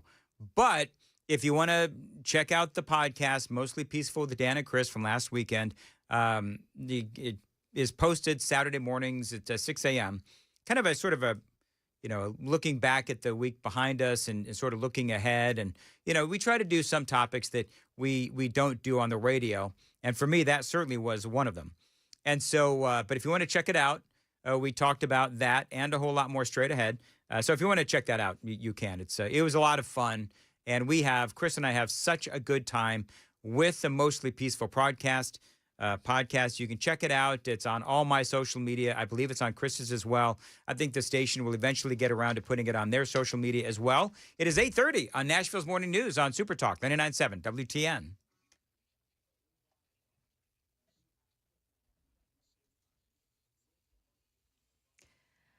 Good morning. I'm Joan Jones with your top stories. Hey, if you're one of those people that ignores the flight crew instructions before your plane takes off, this one's for you. This is exactly why flight attendants want us to pay attention when they explain the emergency slides. Passengers had to use them when smoke filled American Airlines Flight 3023, which had to abort takeoff from Denver over the weekend. There was a thud. The plane shuddered, leading passenger Mark Circus to state, "That's not good." Out the chutes they went. Some passengers tripped at the end and tumbled onto the concrete runway, including someone carrying a small child. One person was injured. Wayne Cabot, ABC News. A violent beatdown of a white couple in Cincinnati by a largely black crowd is being shared all over the internet today. Now, this happened early on Saturday morning. A man and a woman are beaten and kicked mercilessly by a mob until that woman is seen unconscious in the roadway with blood coming from her mouth. Well, new this morning, the president of Cincinnati's Fraternal Order of Police saying investigators are making progress in identifying those involved and charges are expected soon. Investigators are using the dozens of cell phone videos uploaded to the internet by bystanders using their phones instead of helping the victims. And they're also using business and city cameras on the street. Changes to Social Security since President Trump took office. There are no more paper checks being issued. And there are beefed up personal identification measures now. But the biggest change is clawing back benefits from those who have been overpaid. Roughly $23 billion in Social Security payments has remained uncollected. And President Trump has demanded that that money be garnished from Social Security checks of those who have been overpaid. Market numbers now brought to you by Beacon Capital Management, online at beaconcm.com. Starting off here, the Dow Jones Industrials are minus 33, NASDAQ plus 67, S&P 500 index up 7 points. That's the latest news. We've got your weather and traffic next. I'm Joan Jones, WTN News. Thank you, Joan. 8:33, Nashville's Morning News. Dan Mandis here for my friends at Stoltz Co., a great Tennessee company. They continue to grow and expand because they are a great Tennessee company. They build pole barns, and they've got these pole barns, and they can serve as a garage, an event space, an equestrian building, even barn dominiums. These are pole barns that you can actually live in. And these days, with Stoltz Co., their barn dominiums are new and improved. They're offering you turnkey options. Now, that means that they handle the design, the construction, and the amazing finishing touches. You turn the key and you are home. And right now, they also offer storm shelters to keep you and your family safe. Your new pole barn from Stoltz Co. can be used for anything. So if you have some land that needs a building for whatever you want, call my friends at Stoltz Co., STOLTZCO, StoltzCo.com. Find them on Instagram and Facebook as well to see examples of their terrific work around Middle Tennessee. Their phone number, 615-622-5992, 615-622-5992 for Stoltz Co.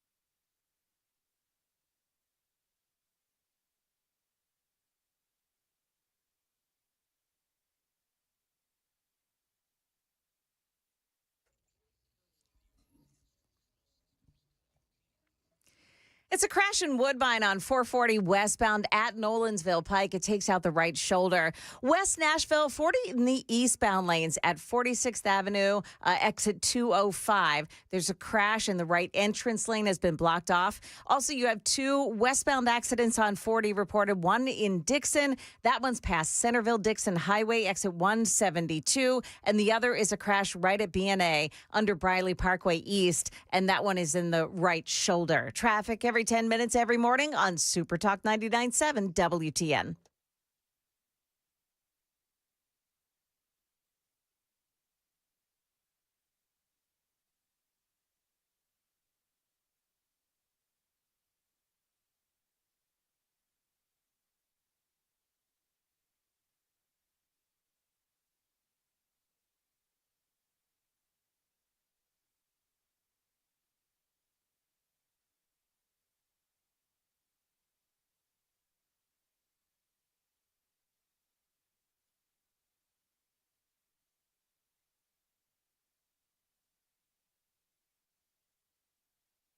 .837 Nashville's Morning News on Super Talk 99.7 WTN. Time for the crisscross handoff. What's up, guys? You know what? You're right, Joan. What is it? He does. Chris sounds older. Like when we last saw Chris, he was like, what was it, 37? Yeah. And now you're 38. No, other way around. I was 36. No, I'm 37. So you were 36. You sound 37. I do. Yeah. I do. I'm sorry about that, man. Listen, it's all downhill from here. Trust me. I believe it. I had a great birthday. Did you see? I got my mom got me an alligator Alcatraz shirt. Oh, that's like that? awesome. That's like nice that? of her. It's pretty dope. Yes, that's cool. Love it. Pretty dope. That is dope. Got some dirty looks in the Mexican restaurant last night when I was wearing it. But You know what? That's okay. Good for you. Don't do that in Cincinnati. No, I've heard. Have you seen what happened in? Oh my goodness gracious! It was insane, and the lack of coverage on it. Imagine if it was a country concert and they left looking for black people. Oh, can you imagine all of that? Yeah, it would be a different story today. Yeah, I was telling both of you guys that I have not seen this story on CBS, ABC, NBC. Like the biggies are not covering this story. Color me shocked. Yeah. That woman looks. Now I guess the woman's going to survive. I think they are both going to survive. Yeah. However, both of them got knocked in the heads, both of them, so badly. Yeah, they just decided, hey, you know what? Let's just start beating the living crap out of a couple of white people. I was trying to find out. Okay, so what led up to this? Like, not that there's any excuse for any of that kind of behavior. There was allegedly a verbal confrontation. And that means it led that to it's green light. Okay to green light to And the thing is, like the woman is down on the ground. Have you tweeted that out? Have you put it on your socials? I've not. So the woman's on the ground, and this is how these kinds of things happen. Then all of a sudden, all these dirtbags just come around and start kicking her, and she's being punched in the head, and the whole thing. She goes to help the man, and a guy comes down right in front of her, punches her with everything he's got right in the head. Yeah, I mean, the viral videos and the news stories over the weekend are really making a compelling argument for concealed carry. Oh, absolutely. Yes. I mean, between that and then what you saw in Walmart in Traverse City, Michigan, where there was a mass stabbing and it was stopped by a guy with a concealed carry. Good guy with a gun. That's all you need. But what amazes me on that story, ABC had the story, and they just say he's an unnamed guy. He's just some guy with a gun. No, they didn't name him? He's a retired veteran, Marine, and his name is Derek. Ugh, I'm mad that I don't have his name. Huh? Perry. Derek Perry. Derek Perry. He had a name, and he's a retired Marine. And they just, I feel like it was such disrespect to just say, hey, he's one of the guys that helped stop him. Yep. That guy is a hero. An absolute hero. And there's a lot of people, by the way, that surrounded this dude to get him to stop. So, I mean, kudos to the guy with the gun. Absolutely. A lot of people put a stop to this. Yeah, absolutely. And I haven't heard much else about that stabbing except that it's horrifying. No, and you won't hear much about it in the news because of how it ended. Yeah, exactly. Hey, Chris, we need to, I don't know. Joan, should I tell him or should you tell him? You tell him. So I am no fashionista. Oh, okay. And I'm certainly not one to talk about, photos. But what in the world is this picture that was posted on our station's social media Is it not a good picture? site? I thought it was a good picture. Well, tell you what, Dan. Yeah. I go to the photo shoot and I do what the photographer tells me to do. So, Joan, I don't know if you've seen this. I have. So, how would you describe? This is like right out of like a Kmart JCPenney catalog. Oh, now you're stealing Mick's comment. You can't glory hog like that. because I actually used that. Looks more Kmart than JCPenney. All right. No. Yeah. It looks like he's going to drop the hottest R&B Christian album. Ooh. Oh, nice. Sam. I could do an R&B Christian album. We were laughing. We were laughing so hard reading these comments from people. I've got to describe the photo. Wait, So, tell people where they can see it first. people can see this. Follow us on the socials, Supertalk 99.7 WTN, and they have a picture of Chris. So we'd like to It's a very nice picture. give a very special happy birthday shout out to Chris Hand. Y'all show him some love. And they did not. No, they didn't, because you're wearing like khakis. Even Matt Murphy got in on it. Did you see that? Yeah, I sure did. Khakis and very white tennis shoes, and it looks like something out of a clothing catalog. You know what really bugs me though? Murphy gets in there and goes, "Where in the hell did Chris get this glamour shot? It's sassy." Now, can I just give you guys a little behind the scenes? Dan has asked me where I've done my photos. Murphy's asked me where I've done my photos. All these guys, we got to get photos like Chris Hand. And then as soon as a photo gets posted, now everybody's got something to say. I just want somebody to come scuff up your white shoes. They look clean, don't they, Joan? Boy, they sure do. I think Sam said it. You look like you're about ready to drop a new Christian R&B album. It would be That's awesome. what it looks like. I wouldn't be working here. Mick says, is he posing for a JCPenney clothing ad? Yep. Becky Town said, was this picture taken right after Chris sneaked across the U.S. border from Canada? Bill Allen, happy birthday, and Chris lost his man card with that photo. Let's see here. Just a lot of very funny comments. We're gonna. Mason has all the logins. We're gonna pin some of the best ones to the top. My wife said, Chris, blink twice if you're being held at gunpoint. Jeff says, lead singer of a 90s boy band on the 30-year anniversary tour. Based. That's good, man. That is good. And you know what? Here's the funny thing. Here's the thing.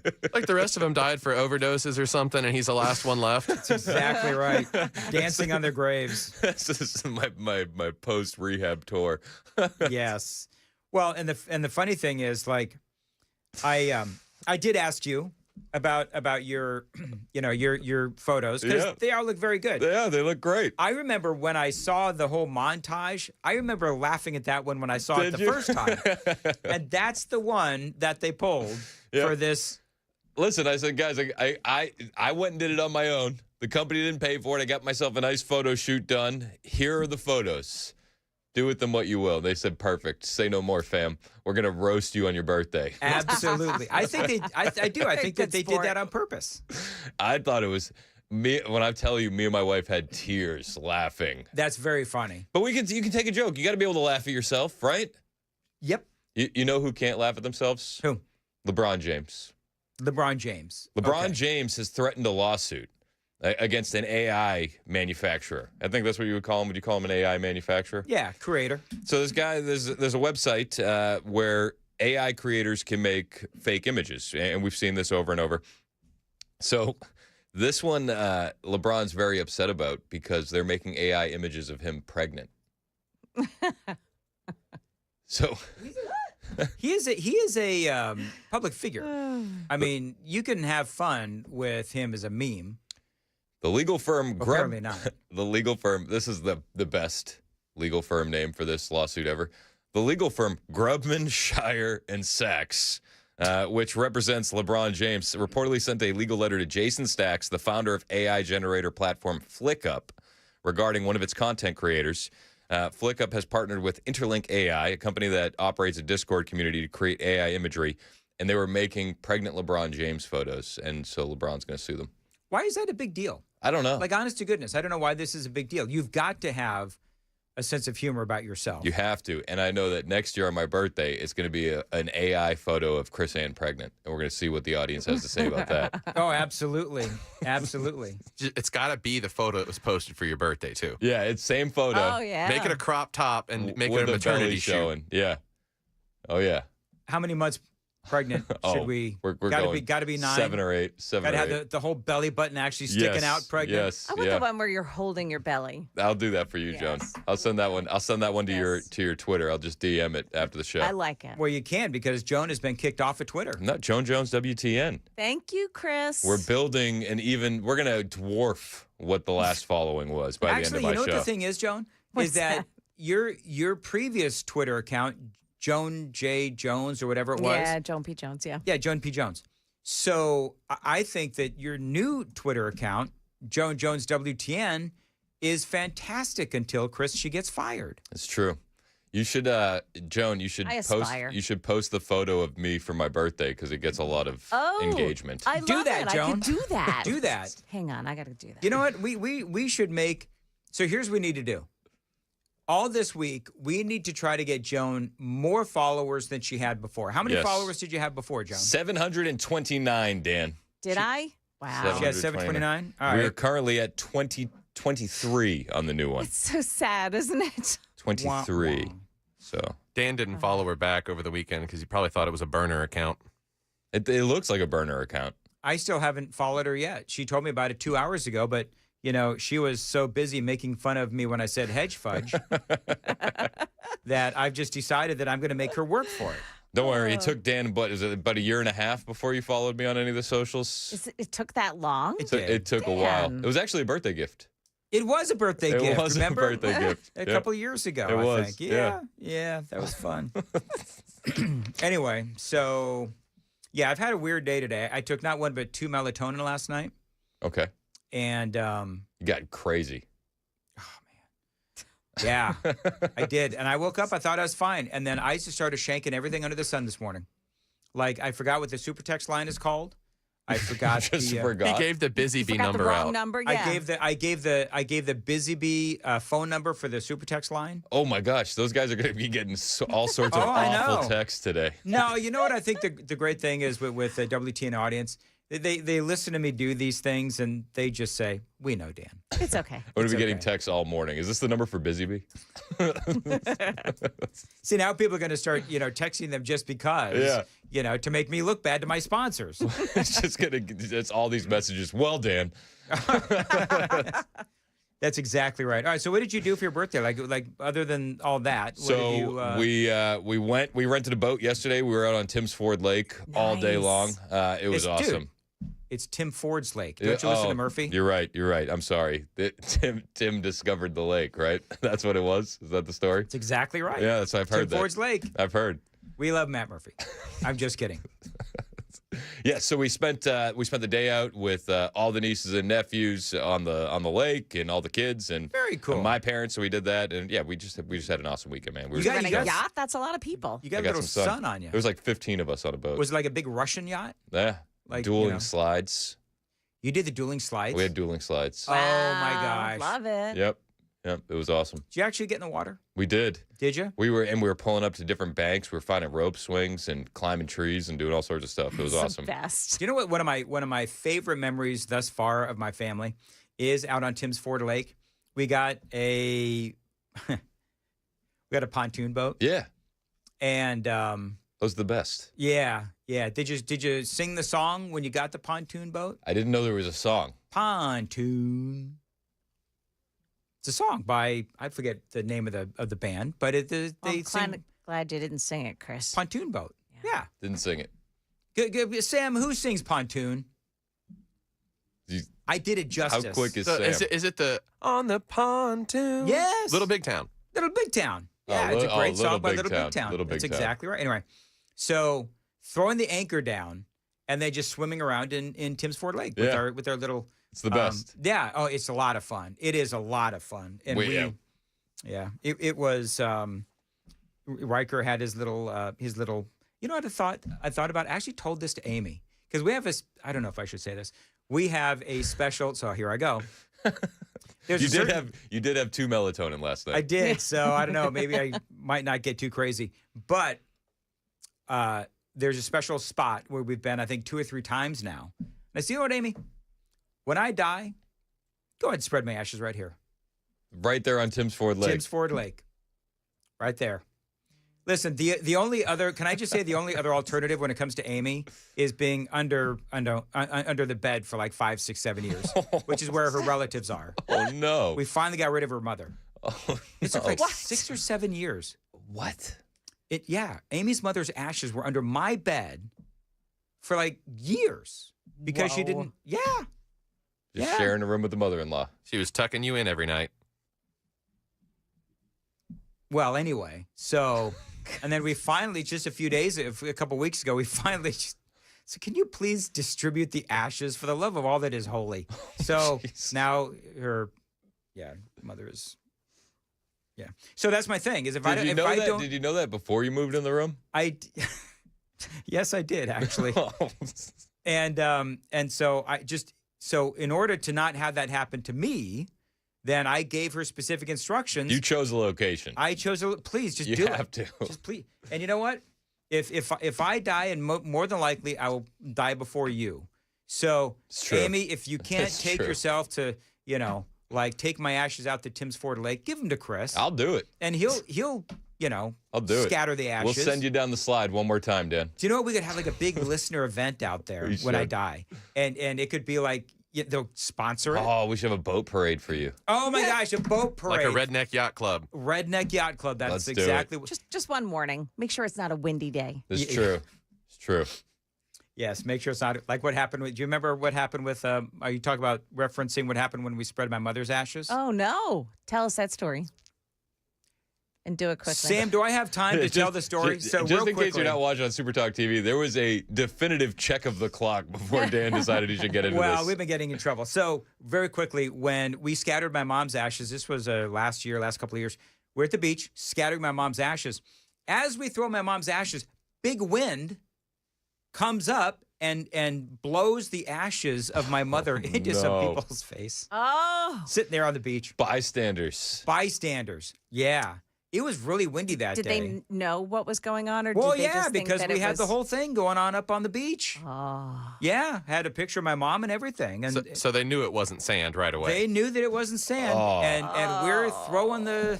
Oh, no. Oh.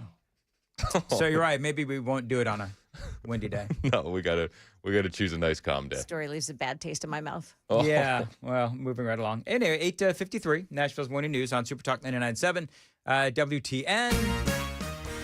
Joan Jones, WTN at X. Yes. Thank you. You're welcome, Joan. And what's happening in the news at 9? Hey, you're going to want to give your air conditioner a big old hug today. Also, the growing calls for Nashville's school superintendent to resign. Those stories at 9 o'clock on Super Talk 99.7 WTN.